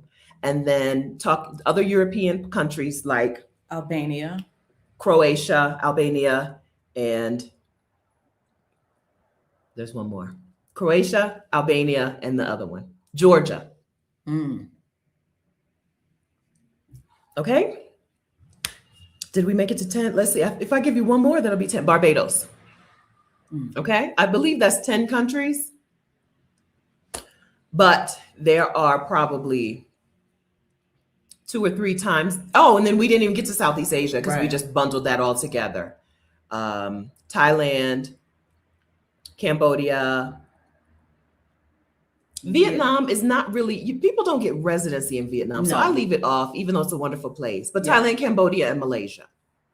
The Philippines is a little more challenging. It's a wonderful place. The beaches in the Philippines are beautiful and the people are amazing, but I wouldn't put that on those lists. But those are the tops. What about Bali? It's not easy to move to Indonesia either. Oh, People don't really get residency in Indonesia. They say they live in Bali, like they live in Vietnam. People live in Bali like they live in Vietnam. It's not easy to get residency in Bali, as far as I know. I opened my champagne with my teeth. You didn't see that part. If you don't want teeth that look like tools, don't use them as tools. Yes, ma'am. But I have those two. The cubic zirconia. What do they use? What do they make crowns from now? It's not porcelain. It might be cubic zirconia. Zircon. These teeth are my new crowns, girl. They are kind of like tools. I have on this side, I have the top and bottom. I have the same 4 teeth on both sides are problematic. I only have one of the 4 that is of my own tooth still. And so these 3, 1, 2, and 3, they are super strong, indestructible. After I got this bridge and then I got the bridge fixed. I feel like they're indestructible. They're bionic. They're like super teeth. You don't think? Oh, Canada. Somebody said something about Canada. Canada. Right there. Abundantly. 13. Hi, Abundantly. Is Canada a good location? If you like Canada. Canada has been a little more open to people who need a job, right? Canada is allowing immigration. A lot of countries are like, come here if you have money, okay? Don't come here if you need a job. Come here if you have a job or if you have a pot of cash or retirement income or something. Canada has been open to people who need a job, particularly in healthcare and tech. Yeah, I was gonna say healthcare, tech, and maybe education. I don't know, maybe not education, but definitely healthcare and tech. They've been open. So is Canada a good location? If you are okay with wearing a coat, yes. I am not okay with wearing a coat. And so I often forget that Canada exists. All right. So just like we talked about earlier, I don't listen to men's voices on YouTube, on internet. I don't like hearing men's voices. I don't subscribe to male YouTubers. Sorry. I'm not sorry. I don't listen to, I don't want to hear what a 20-something has to say about pretty much anything. Yeah, I think y'all know that about me. I don't listen to 20-somethings. I also don't listen to people who are moving to cold climates. But that's a me thing. That's not a you thing. Is Canada a good exit location? Yes, if you would like to live in Canada, right? And if you work in healthcare in particular, I know healthcare is a thing that they're actively recruiting workers for. Right. And it always helps when a country is like, come. Mm-hmm. Yeah. Mm-hmm. Yeah, you don't want to be someplace where they're like, immigrants. I don't know anything about that. Good morning. How do I start? Nina Winters, how do you start your move abroad process? You get clear on, there's 8 questions in the Peace Out Protocol, right? There are 8 questions that you need answers to move abroad. Where are you going? What does it cost? Where does that money come from? What do you do about your people and pets? What do you do about your home and all of your stuff, everything that you own? How do you get into a place and stay there legally? Right, we're talking about residency, generally not citizenship. Citizenship is often hard and sometimes just impossible, but residency, which can be permanent. And what do you do? But what's your plan for healthcare? We're talking healthcare in the Exodus ASAP membership in the month of May. And then the 8th question is, now, how do I take action when I'm afraid, right? And how do I prepare my mind to leave behind the country I live in and live in a new country with new people, different people? You answer those questions, you have a plan to move abroad. Where do you start? Depends on which one of those questions is the most scary or pressing to you. Or if you're like me, I would start with the easiest question to answer. But some people start with the hardest question because then you have more momentum, right? That's how you start your move abroad. If you want coaching and support to get your move abroad plan together, if you want your Peace Out Protocol worked out with people who have done these things before, then you're welcome to join. And you're a Black woman, you're welcome to join us in the Exodus ASAP membership, exodusasap.com. April has been people and pets. But most of the women in our community are like, yeah, they're going. We have a woman in our community who has a child, and the daughter got on the call. We do coaching on Thursdays, and the daughter got on the call Thursday, and Rashida was like, "Are you excited about moving to Mexico?" She's like, "No, I'm not going." She was like a preschooler. She's a preschooler.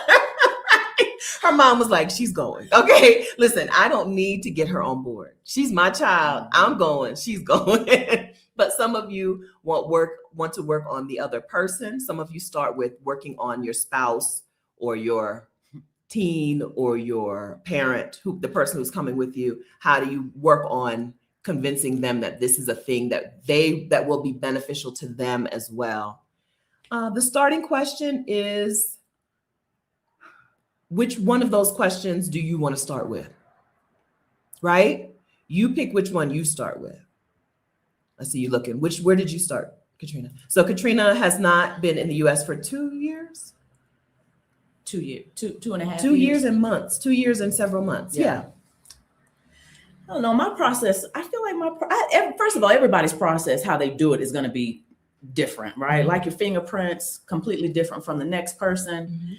I feel like my journey started 20 years ago because I always... Katrina is a Libra, child. Y'all need to know. This is a Libra talking, okay? Look, my journey started like 20 years ago. When I bought my property in DC, I bought it with the intent to sell it and do something with the money. Mm-hmm. That literally was my goal. I saved my money while I was working. I invested my money. So down the road, what was my question? I think my most pressing question when the rubber started to meet the road was, do I leave the person that I'm with? Mm-hmm. Because he was not on board. He thought I was crazy for wanting to do this. And so once I wrapped my head around the relationship is over, then it was, okay, like the question somebody had a few minutes ago, do I buy a property, rent it out, and then leave? For several months, I thought maybe that I needed to have some residual income coming in while I was traveling. Mm-hmm. Then one day I got on a call with an accountability buddy, Coach Tish. Mm-hmm.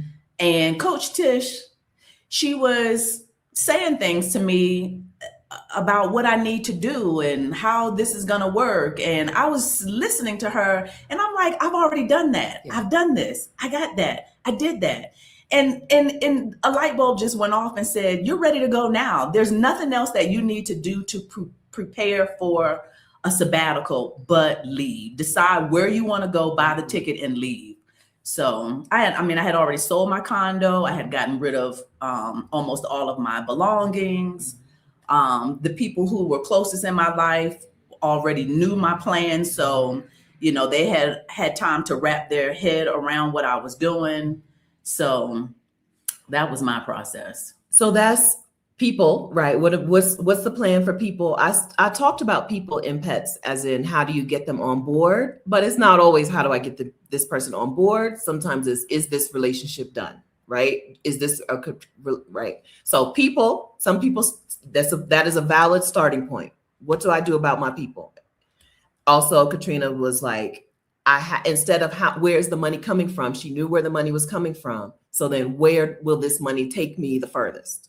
Right. Right. Where is this money going to be where am I going to live the best with this money? Right. And like she said earlier, because I sold the house, that was my initial pot of money. Mm-hmm. Then, for several months, I was just banking all of my salary. And then I had another pile of cash somewhere else that I knew if I just needed to get to it, that I could. And so the money was not an issue. Mm-hmm. My biggest issue was the person that was dead weight. Mm-hmm. Yes. Some of you have that. Some women here know what that means. They know what that is. Absolutely. Come on. Okay. What were my dreams? What were my dreams? What were my dreams? Why are you what were my dreams and not what are my dreams? What were my dreams? I would like you to change your whole screen name if you don't mind. Has anyone living in Mexico used the company to drive their belongings? Yes. If so, can you recommend some companies? We probably have some recommendations in the Exodus ASAP membership. If not, if anyone here used someone and you want to refer, then yes. Angela's YouTube channel is Lamar and Angela, and they had, no, yes. Yeah. I feel like Lamar and Angela, they drove some things down, and then another company drove some things down too. I believe Lamar and Angela, if you look up their YouTube channel and look for their videos about moving to Mexico, they probably have the referral, the name of the company. But now that I think about it, they also had some items stolen. So they probably can tell you who not to use, right? I believe they drove things down and they had another company drive things down, and some things were never recovered. I think if you're going to Mexico, taking a vehicle to Mexico is probably more work than you want to do. Mexico's going to tax you significantly on bringing that vehicle down when you could just sell your vehicle here and get a vehicle in Mexico if you need it. If you go to a place where you need it. There are parts, if you're going to Mexico City, you don't need a car. If you're going to a rural part of Mexico, you might want a car, but you probably, financially, you're probably going to make out better selling your car and then buying something in Mexico, because importing a vehicle around the world is an expensive process. I think Mexico's tax is like 30% of the value of the car, right? That's why you don't hear too many people doing it. And that's not just vehicles. Most things that we want in our lives, in our new homes, we sell what we had in the US and then we buy it in a new place. Some electronics is not worth it. I bought my laptop down here. It's not here. I bought my laptop down here, and it would have been smarter to buy it in this computer that I'm on right now. It would have been smarter to buy it in the US. I was just already here, right?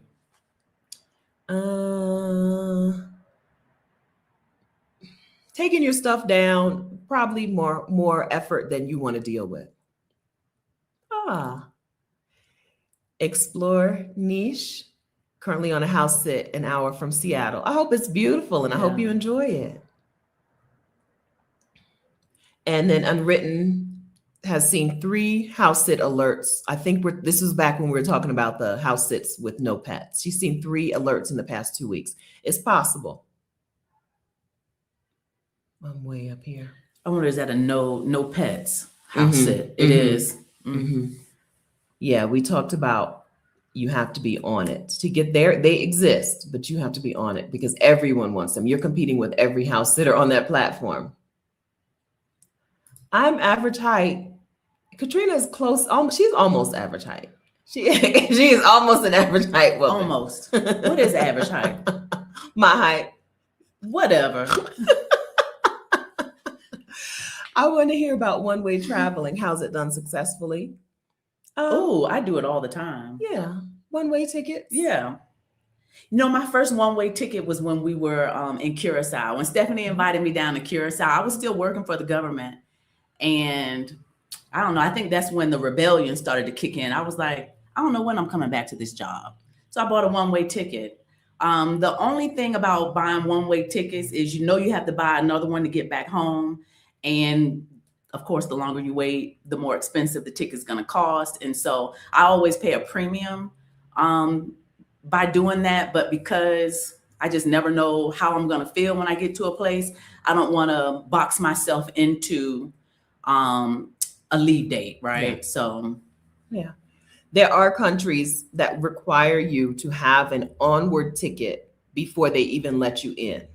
So flying into Colombia, even if you're on a one-way ticket, you have to show them a ticket that says you're leaving on this date before they'll let you get on that plane. And have you ever used an onward ticket? No, I just buy a ticket because I don't want to pay a fee. You pay them for that, right? It's like, well, the first time I used it was visiting you in Costa Rica. Mm-hmm. And I think it's like $14. No. So I just buy it with American carriers, United, American, Delta. They're required to give you a refund within 24 hours. Can you put it on hold? Does that count? I don't know what because they don't look because they don't ticket it No. when it's on hold. So no. I just buy the ticket right before I get to the airport and then refund it when I'm sitting on that plane. But there is a site called Onward Ticket where they make a ticket for you, whatever. And it only takes like 30 seconds to do. But literally. they charge you for that. And They do. I'm not paying that. Because most of the time I don't know I need an Onward ticket until I get to the counter. That's right. And then I just pull up my app. They just be like, well, go over there. I'll be like, well, yeah, I got to buy one then. And they'll be like, go over there, come right back. Ticket. And like I've done this, I had to do it in Bali, even though I knew flying into Indonesia you needed it. I forgot. The internet had already told me that. So it wasn't a surprise when she said it, but I had to go over to the counter and hurry up and buy a ticket. And then the next time probably wasn't until Costa Rica. Costa Rica didn't, the first time I flew into Costa Rica, I know they didn't ask me that, but after a while, Costa Rica changed their policy. And then since I've been coming to Colombia, they've always required it, which is only 1 year. For the last year, Colombia has required it every time I've flown into. So but yeah, that's it. One-way traveling, how's it done successfully? Be prepared to have to buy a ticket with that lady stares looking you in the face. Be prepared to have to hurry up and buy a ticket right there at the counter. And don't box yourself in financially. Don't box yourself in by buying a whole bunch of tickets ahead of time, one-way tickets ahead of time. Be free. And that's it. Yeah. That's it. AP Banks for speaking Spanish, how long does it take to get comfortable to navigate life speaking the native language? I speak toddler Spanish. And I can live my life. Stephanie does good. Yeah, she calls it toddler Spanish, but she does well speaking with ordering stuff from a menu. I mean, I don't ever see you have a problem communicating with folks.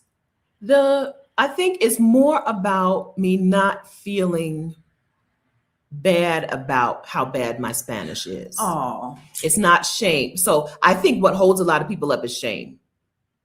Right? What holds a lot of people up is I feel so ashamed that I can't do this. Yeah. When learning to let go of shame will change everything in your life, but including your ability to communicate. My mom, who we just said happy birthday to, my mom, when we were in Mexico together, people would say buenos dias to her and she would not say buenos dias back, even though she knows everybody can say buenos dias, right? She can say it. There is shame in not being able to do it well. Black women are always told that we have to not just be able to do things in a passable manner, but we have to be excellent. We have to be exceptional. And when you know that you're not exceptional, excellent, even good, I'm not even good at speaking Spanish. The shame will hold you back from trying and from improving. And see, that's me giving you grace and not giving myself grace. Yeah. Yeah. I don't feel shame. I learned my Spanish is bad, and I learned it I say it in a way that always makes people smile because I say mal instead of malo, right? I'll be like, mi español es muy mal, and it's supposed to be malo, and that always makes them smile, right? Or I'll be like, there's another thing I say about my Spanish that always makes them smile, right? I have no shame. I am not that good at it. I've actually gotten worse. I feel like in the year that I've been here, I've lost words that I used to know. I need to get back to watching TV because for a little while I would watch some TV in Spanish. Or get back on Duolingo. No, Duolingo is not helpful. It really isn't. Unless they want to sponsor me, then Duolingo is the best. But until that, no, Duolingo is not helpful in you speaking Spanish. It's not. It really is not. So, how long did it take to get comfortable? When you know numbers and when you know the food words that you like, I think it's also important to know the food words that you don't like. You need to know pechuga. If you don't eat chicken breast, you only eat dark meat chicken. You need to know pechuga, right? Or is it right? That's the breast, right? I think that's the breast. You need to know the foods that you don't like. You need to know numbers. And you can go and live your life, right? You can live your life and learn the rest as you go. I felt comfortable coming here or coming to Spain. I went to Spain in maybe 2009. I went to Spain in 2009 when I knew the words and I knew chicken, pollo, right? I knew paella. And the rest of it, we're going to figure out. We're going to motion and commotion until we figure something out. Being a native English speaker means that the second language that a lot of people around the world speak is English. Yep. If they don't know it, their child knows it, right? There are children all over the world learning English right now. If you can't communicate what you need, a child will translate for you. I think getting comfortable navigating life speaking in the native language is more about letting go of shame of not being good at it than it is about learning the language. That's mindset, right? I believe that. My Spanish is not good. I live my life. That's that. Coffee Brown, expat bound. Yeah, we were talking about CM Reed. She said when Pol Pot was running it, what? In the 90s, they had a bit. I thought Pol Pot was, I didn't know he was there until the 90s. Oh my gosh. It was a terrible time. Yes. Oh my gosh. So some places you go, so I didn't do any of the, I don't generally do tourism related to tragedies and travesties. So I didn't do any of those things, but Cambodia seemed to be a place where they were like, here's this terrible thing that happened, but we got joy. Instead of like, oh my gosh, this is the saddest place. They were joyful people. And that the Cambodian, you missed that show, when they put on their Khmer dress and they put on their show and they dance, then people got joy, right? Next time you go, you got to go to that show. I don't remember what it's called and I don't remember how you get the tickets. I don't remember what it was. But they put on their traditional dress and they dance and they do whatever.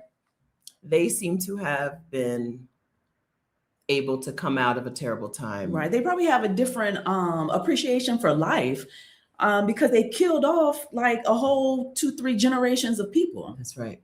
That's right. It was a genocide. Genocide. Absolutely. Francesca, is it typical for homeowners to let you invite a partner, BFF, to stay with you? Yes, if you tell them when you apply for the sit. It feels like an okie doke if you get approved to house sit and then you say, oh, can my friend come too? But if you apply and you say, I house sit and I'll be house sitting with my friend, Katrina, and she is a friend of animals too, then yeah, absolutely. More often than not, allowing another person to sit with you is about their space and the pet's comfort than anything else, especially when you're women. It might be harder for men. It might be harder for them to say yes to a man or to a second man. But if it's women, if they have space for it and if their dog likes people, then yes. I don't want to make it seem like every house sit is going to be a yes. But if there are two people or if they're a whole family in that house, when they leave, it's quite possible that they'll be like, sure, you and the kids, you and the BFF, you and the partner. Yeah, y'all come on. But I would say I can understand that it is probably easier for women than men. If the person is a man, then I would say, make sure that you have pictures of him in your profile photo as well. Like Trusted House Sitters lets you have many profile pictures. First one should be you and an animal, but the next one can be you and him so that they know that this person exists. It's easier to say yes to a person who you see a photo of or a video of. So just don't hide them away. But yes, it's a yes. Is Thailand's cost of living still low? Yeah. Everybody's cost of living is going up, but yes. Relatively speaking, yes. Is there a long stay visa for Cambodia? Tell us about your long stay visa, Katrina. So I did an e-business visa, which gave me anywhere from 6 months to a year. I opted for the 6 months just because I knew I was gonna bop back to the States for the holidays, and I didn't know my actual plan after Cambodia was to bop around South America, but that has since changed.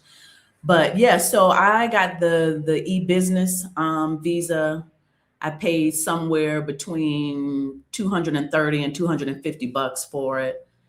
And it was really easy to get. It was so easy. It literally was like taking candy from a baby. There was no paperwork. There was just an exchange of money. The guy took my passport, sent it down to Phnom Penh, and 7-8 business days later, I had it back. So very, very easy to get it. I don't know if that process will change as more people are, traveling there. But last year, very easy. The standard visa, I don't know what the standard visa is. The first time I went, I stayed for 10 days. So I don't remember like looking at the typical tourist visa.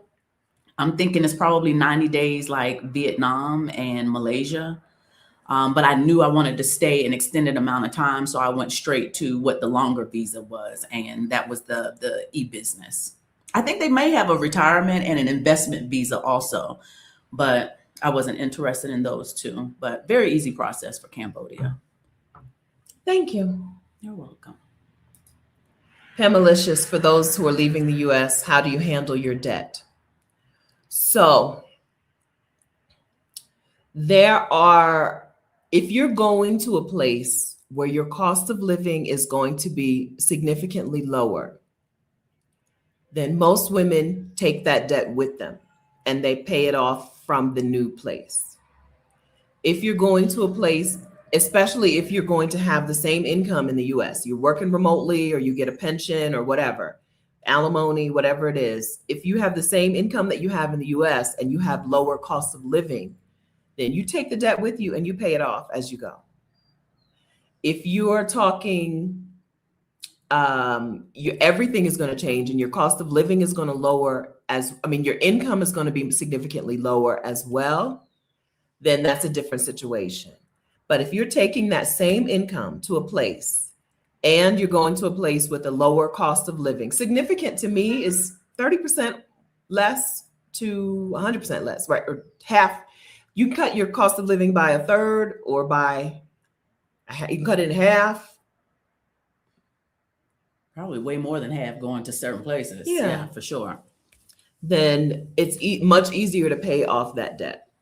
There are forms of debt that you don't want to just abandon. That's right. If they're going to come after you, you don't want to abandon the debt, like student loans, child support.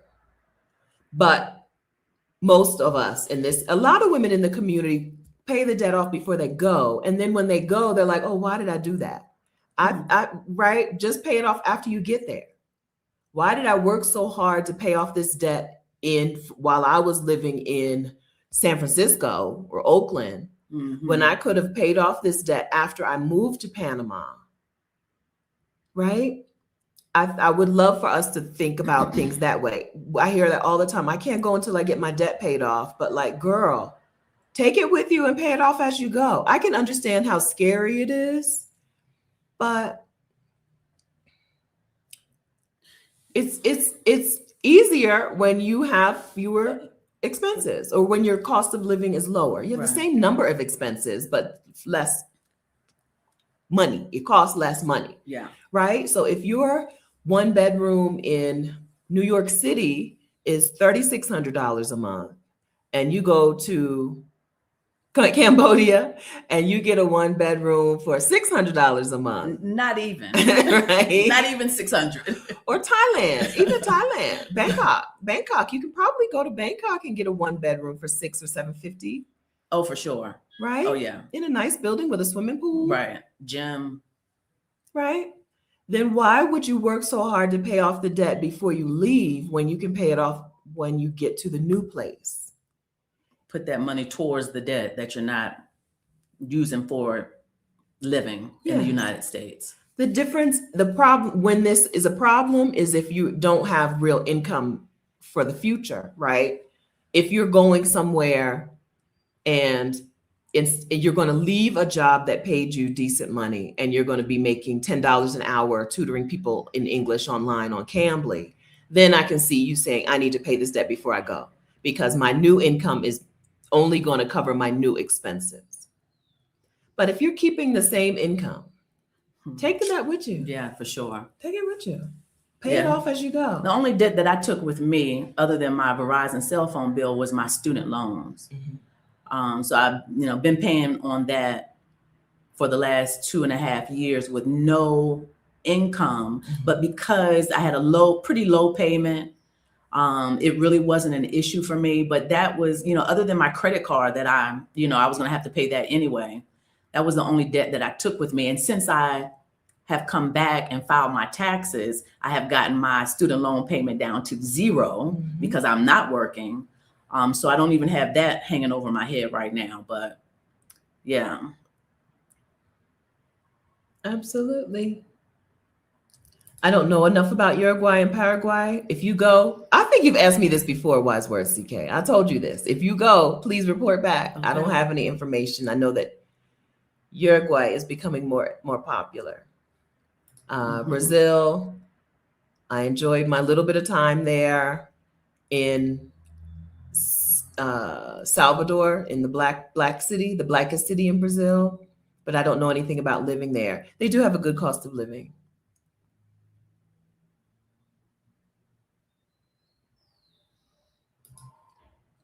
Eat coffee brown, expat bound. Even though I'm moving to France in 2 weeks, I still want. You can open some champagne. You want to have some? You ready? Okay. You want some more?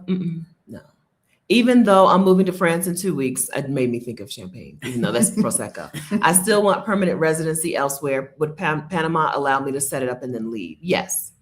Panama doesn't care. Costa Rica doesn't care. Mexico doesn't care. Ecuador doesn't care, right? If you get residency in those places, they don't care how many days, right now, they don't care how many days you spend in that country. I think Costa Rica might be 1 day per year. But the others, I think, don't care. So yes.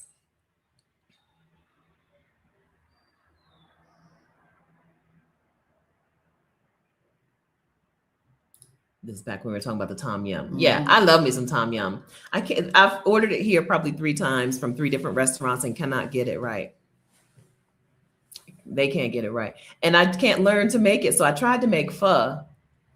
It's really hard. Like it's the meat. You can't just make that meat, right? It's days and days. And so I made a soup that with beef and noodles, but it wasn't exact. It wasn't pho. I ate it. I enjoyed it. I ate it for days and I enjoyed it, but it wasn't pho.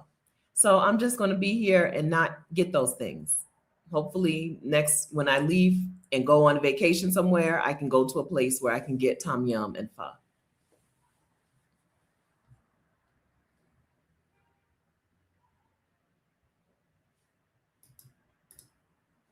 How concerned should a Black American woman be, a citizen, be about ICE at the airport? Not right now, not. If you're a citizen and you're arriving at the airport with your passport, I don't think you should be concerned yet. I think there'll be a time, but I don't think you should be concerned. If you have your passport in your hand, I think that's the airport is the only place, right, where you'll have your passport in your hand and you can be good. Pamela, I've heard you say money isn't real. Can I explain? So money is given in exchange for goods and services, but the value of money is not a real value. Money is not worth anything until you spend it. Money in your account is not worth whatever it says. You got $4,000 in your account. That money is worth nothing until you pull it out to spend it. And what you get in exchange for that money is variable. It changes from day to day. It has no value. It's not real. And so making money the most important thing in your life, it's not going to work. That's when I say money isn't real, I mean that. What you get for $1 today is not what you get for $1 next week or what you got for $1 2 weeks ago. It has no value. It has no value. What has value is what you spend the money on. This is a thing that I don't know why do you mind? That's Who's come? Essence. Okay. Essence. Do you mind? Is that the front door? That's the phone in the kitchen. Just say gracias, and then if you go get her. Sorry.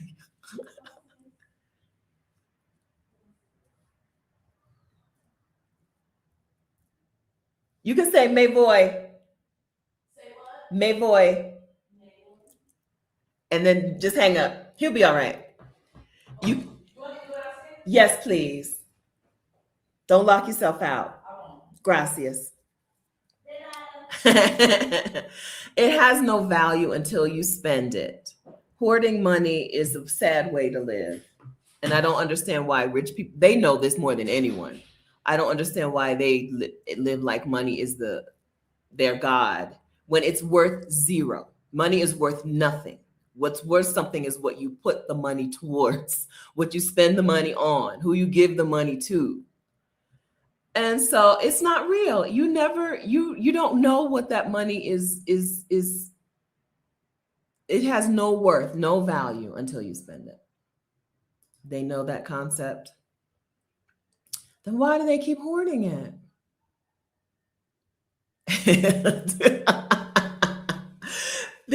So one of our normal security guards is on vacation. So this man doesn't know me or know us. I've introduced him. I introduced myself and Katrina to him. They told us the other man's going on vacation. He's going to be here for a week, but he doesn't know the shenanigans that I be up to. He doesn't understand mi español es muy mal. Okay. I just be saying anything. It's vibes. Okay. It's vibes. He doesn't understand that. Yeah. And so also with money not being real, I have no problem blowing it. Blow it. It's not real. Blow it.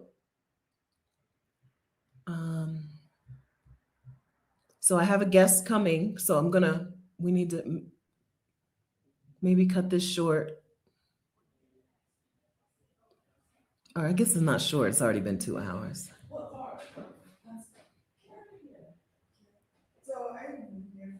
Okay, I'm going to greet my guests. Y'all say hey in the chat and let everyone know your strange outlook or take or whatever in life. Like your version of money is not real. Share yours in the chat. I'll be with you in just a moment. Okay? Okay, thank you. Essence, is that you? It is. Hi. Okay. Oh, you don't have to.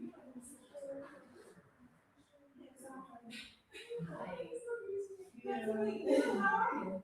You got it last night? Yes. I feel refreshed. I didn't realize that there was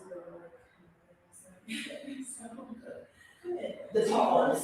Okay. The talls. 5'10". Average height. Yeah.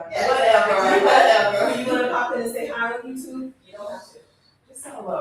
Okay. Say hello. Say hello.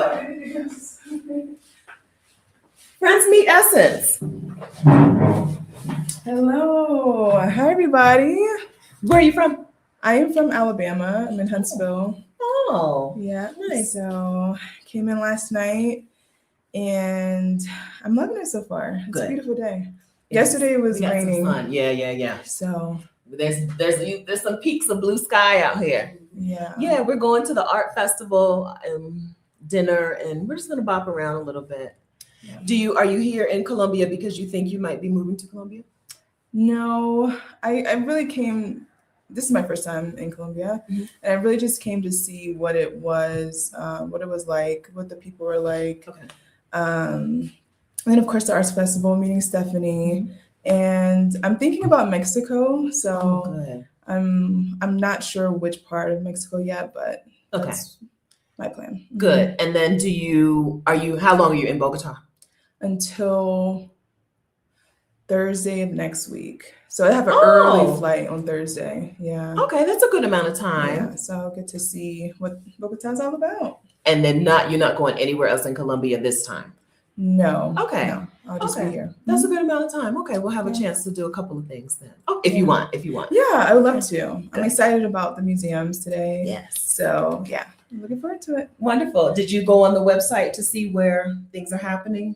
Yes. Okay. I need to get a little bit more familiar with how to see everything. Like they have different streets, I think, where they have art. We're No. gonna find out together. All right, we'll figure it I out. don't know either. We'll figure We're it gonna out. find out together. I think I Yeah. saw they said there are 8 regions.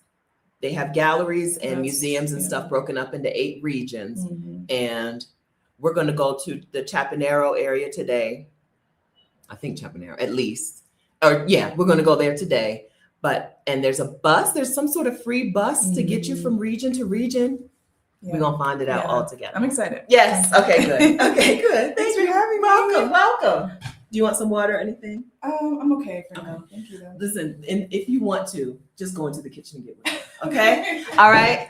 I'm not the hostess with the mostest. I'm the as little as possible hostess. Welcome. Okay, good. Yeah, that's going to be our day today. Tomorrow we may go up to the another area. Katrina. Oh, because Katrina, I think Katrina wants a bag like one of these. And I know up there, up to the north where they are, take photos and share. Okay, we'll do. Was she your twin? I want my twin. I think that's what you're saying. Was she your twin? Oh, that's nice. Oh, my twin? Oh, are we twins? Okay. Yeah, so that's what's going to happen. Everybody in the chat says, hey, Essence. And oh, I see what you're saying. Are we related? No, we just met.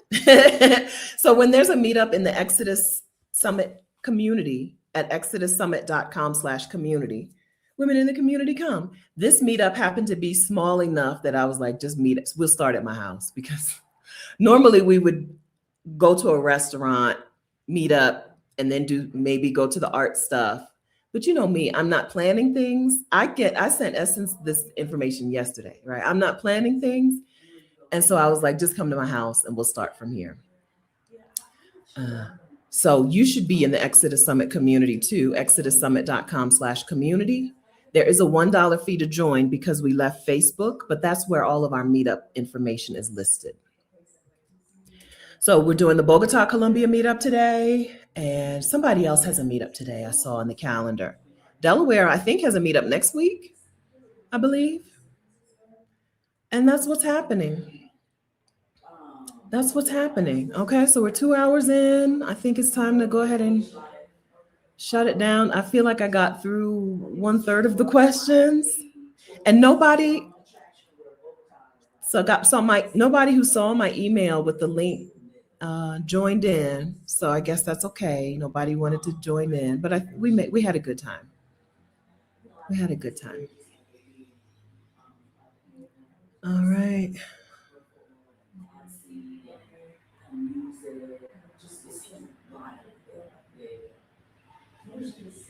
I'm scrolling real quickly through the chat just to make sure. Is my collar possibly inside out? Yes. When I put it on, I was like, how do I tell? I couldn't tell. Does it look inside out? Yes, it is very possibly inside out because I couldn't tell. I think I got this in South Africa, but I also could have gotten it here in Bogota because I bought a keychain that looks a lot like this here in Bogota. It's possibly, do you think that's why I can't keep it on the right way? It's quite possibly inside out. That is the question of the morning when I put it on. I'm not wearing this to the thing. I'm wearing a print jacket, but I wanted to wear this morning for art purposes, for art festival purposes. For art purposes. All right. What about Johannesburg, South Africa? Speaking of which, the process to get residency in South Africa is not difficult, but the time wait can be difficult. The women who we know who were in the process of getting it all complained about, like seriously, how long it takes, how much time it takes. And I don't know if it means that you have to sit in South Africa while you're waiting for them to approve you. I think Kina Williams, I remember her talking about how long it took and some people getting together and trying to figure out a solution and something. And then she just got married. She married a South African man. So that probably solved her problem. But it is a long process, but as far as I know, not a difficult process. Am I learning the language? I feel like I'm going backwards. Candace, who stayed here last month, gave me the information for a tutor, so I need to get a tutor because I feel like I understand less than I used to. Congratulations, Francesca. Her student loan debt was forgiven. Congratulations. I know that feels good. Okay. Oh, here's a couple. Katrina has a YouTube channel. Let's see if I can get it to you. Because if you want to know about her bopping, her YouTube and Instagram are where you want to be.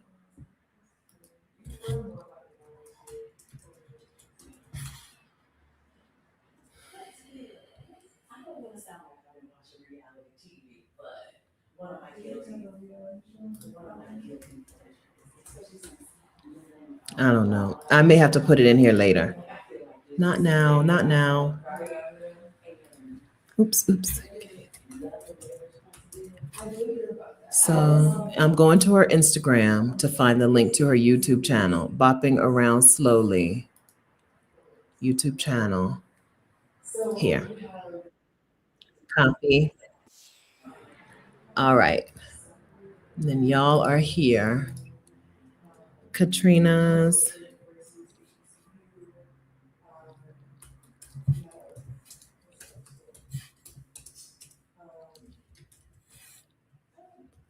Okay, I'll put this in the description as well.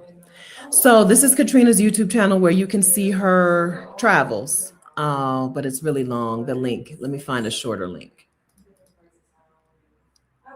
YouTube is funny. Sometimes, oh, no. I didn't mean to hit that. Go back.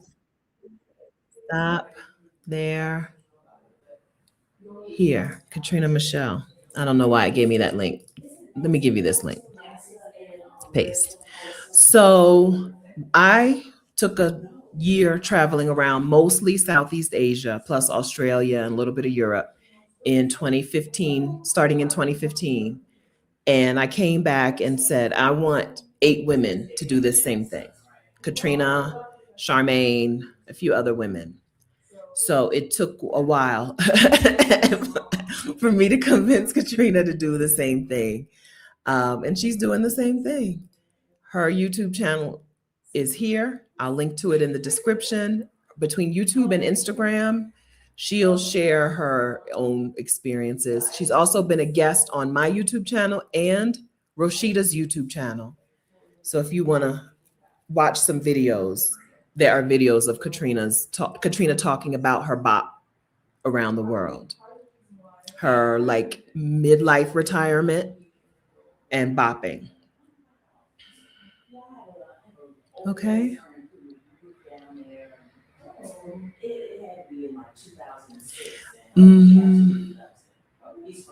My Amarastani. Hi. If you need a job abroad, there are only a couple. The only way that I know to get a job in another country is either have your U.S. job transfer you, right? If you work for one of those U.S. if it were an international corporation like the people that are everywhere, anyway, but that's not you, right? You said you don't have a job yet. So either a job in the U.S. that transfers you to another country, or teaching English abroad, or being a licensed teacher and teaching at an international school. Those are the 3 most likely ways to get a job in another country. If you get your TEFL certification, the teaching English as a foreign language certification, and find an agency that's hiring, they'll pay you to live in another country and work. In Exodus Summit 2025, we talked to a woman in Thailand. She was from somewhere in the US, and her name is something. She got a job. She had the TEFL certification, and she got a job teaching English in Thailand. Being a native English speaker is a way to live your life and make money to live your life, right? There are people who want native English speakers, especially with an American accent, to teach their people English, even if you don't have teaching experience. So for you, I would say if you're interested, that is a thing that I would consider. Getting a job in another country is just as hard as a foreigner getting a job in the United States. Things are set up so that you don't take jobs from local people in other countries, just like things are set up in the United States. You generally have to have a job to get moved to the country, right? And so teaching English as a foreign language is generally the way that people would do this if they don't have a job that can transfer them, or if they don't have a job that can transfer them, or if they're not a teacher with a teacher certification, like a teacher, history teacher or whatever, and don't want to teach at an international school.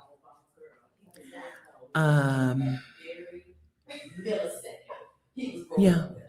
Other than that, those are the most realistic options. You can look on sites for international employers, right? And try to find something, but that's the more realistic way, is to teach English abroad, right? There are agencies that do that. Cafe. What is that man's name? Something Cafe. There's a Dave's Cafe. Dave's ESL Cafe is where you see a lot of teaching English abroad jobs. And I believe the woman we talked to, Giovanna, we had 2 Giovannas last year in the summit. I believe Giovanna, that's where she got her job. She got her TEFL certification for like $40 online. And then she got a job through Dave's ESL Cafe to teach English in Thailand at a school to school-age kids in Thailand. And I believe her job didn't pay very much, but I believe it gave her a place to stay. It included accommodation. I'm pretty sure. Okay. So, yeah. Is there anything else? Any other way to get a job abroad? Unless, so you have a degree, unless you have a degree and experience in something that you know is in demand. So don't let me talk you out of something. If you know your field is in demand in other countries, look at that, right? There are countries like New Zealand, maybe Australia and New Zealand, that are easier for younger people. I think you have to be under 30. Australia and New Zealand, I think, have some sort of work thing that's easier for younger people. So if you know your field is in demand, then that's a different thing. But if you have a degree in something that's not going to be in demand in another country, but you want to live in another country, then maybe teaching English is the way to get there. How was that? Yes, thank you. It came to me. It took forever, but it came back. Okay. Okay, and the only Milan, hey Milan, with an undergraduate degree, the test is super easy. Yeah, and then let's just say, your sister went to Phuket. That's in Thailand, and is a teacher assistant. Yeah, I think teaching English as a foreign language, if you're a young person, which I would assume you are, if you're a young person, if I knew a young person who was like, I want to live abroad, I'd be like, okay, teach English abroad, right? It's a job, and you have to go to work, and do it, but you can do it from the beach in Phuket. Phuket is a majorly beautiful beach city, or beach island. Is Phuket the island? I don't know, but you're right. It's amazing. If I was a young person, I would alternate teaching English abroad and just regular house sitting or work exchanges to get free room and board or free room. And that's how I would bop around the world, a little bit less serious. I don't mean to say that teaching English abroad is an unserious thing, but it seems more fun than most jobs, right? Those jobs where people are, you see them everywhere. Deloitte, right? You could get a job in the US working for a company like Deloitte and then let them transfer you. But that's a little more serious, a little harder work compared to teaching English, where you're hanging out with kids, teaching them English, and then going to the beach. Okay. Oh, New Zealand's under 40? That's good. Okay, good. I just received a job offer there to work as a doctor. Oh, look at you. Congratulations. New Zealand, much better than Australia. I've never been to New Zealand, but I've been to Australia. And as a Black woman, I say good. New Zealand is the answer. Okay, good. Okay, good news. Okay, that was very helpful. Okay, you're welcome. Congratulations on graduation. Enjoy your life. Have fun. Live, sister, live. All right. Thank you very much for that super chat. Happy feels like this. You changed your name. Hi. Thank you. Thank you very much for that super chat. We'll add that to the sabbatical fund. And like I said, you may have missed that announcement. We're sending a Black woman from this community to the Peace Not Pieces retreat in San Miguel de Allende through that fund. So thank you for putting money together for Black women's sabbaticals. We appreciate that. Okay, I think we're done here. Okay, I thank you for asking your questions. Also, thank you for answering questions in the chat. I know there are things that I didn't see that you did see. So thank you for asking and answering. Thank you, Katrina. Say hey, say goodbye. Goodbye. All right, we're gonna have a good time. Yes. I'll see you guys on Instagram. Do you want to share your Instagram essence? Do you use Instagram? Yes, it's ease and effort nutrition. Ease and effort nutrition. Oh, shoot. Well, what else? Okay, hold on. Ease underscore and underscore nutrition. I mean, ease underscore Katrina. and underscore effort nutrition. All right. Ease underscore.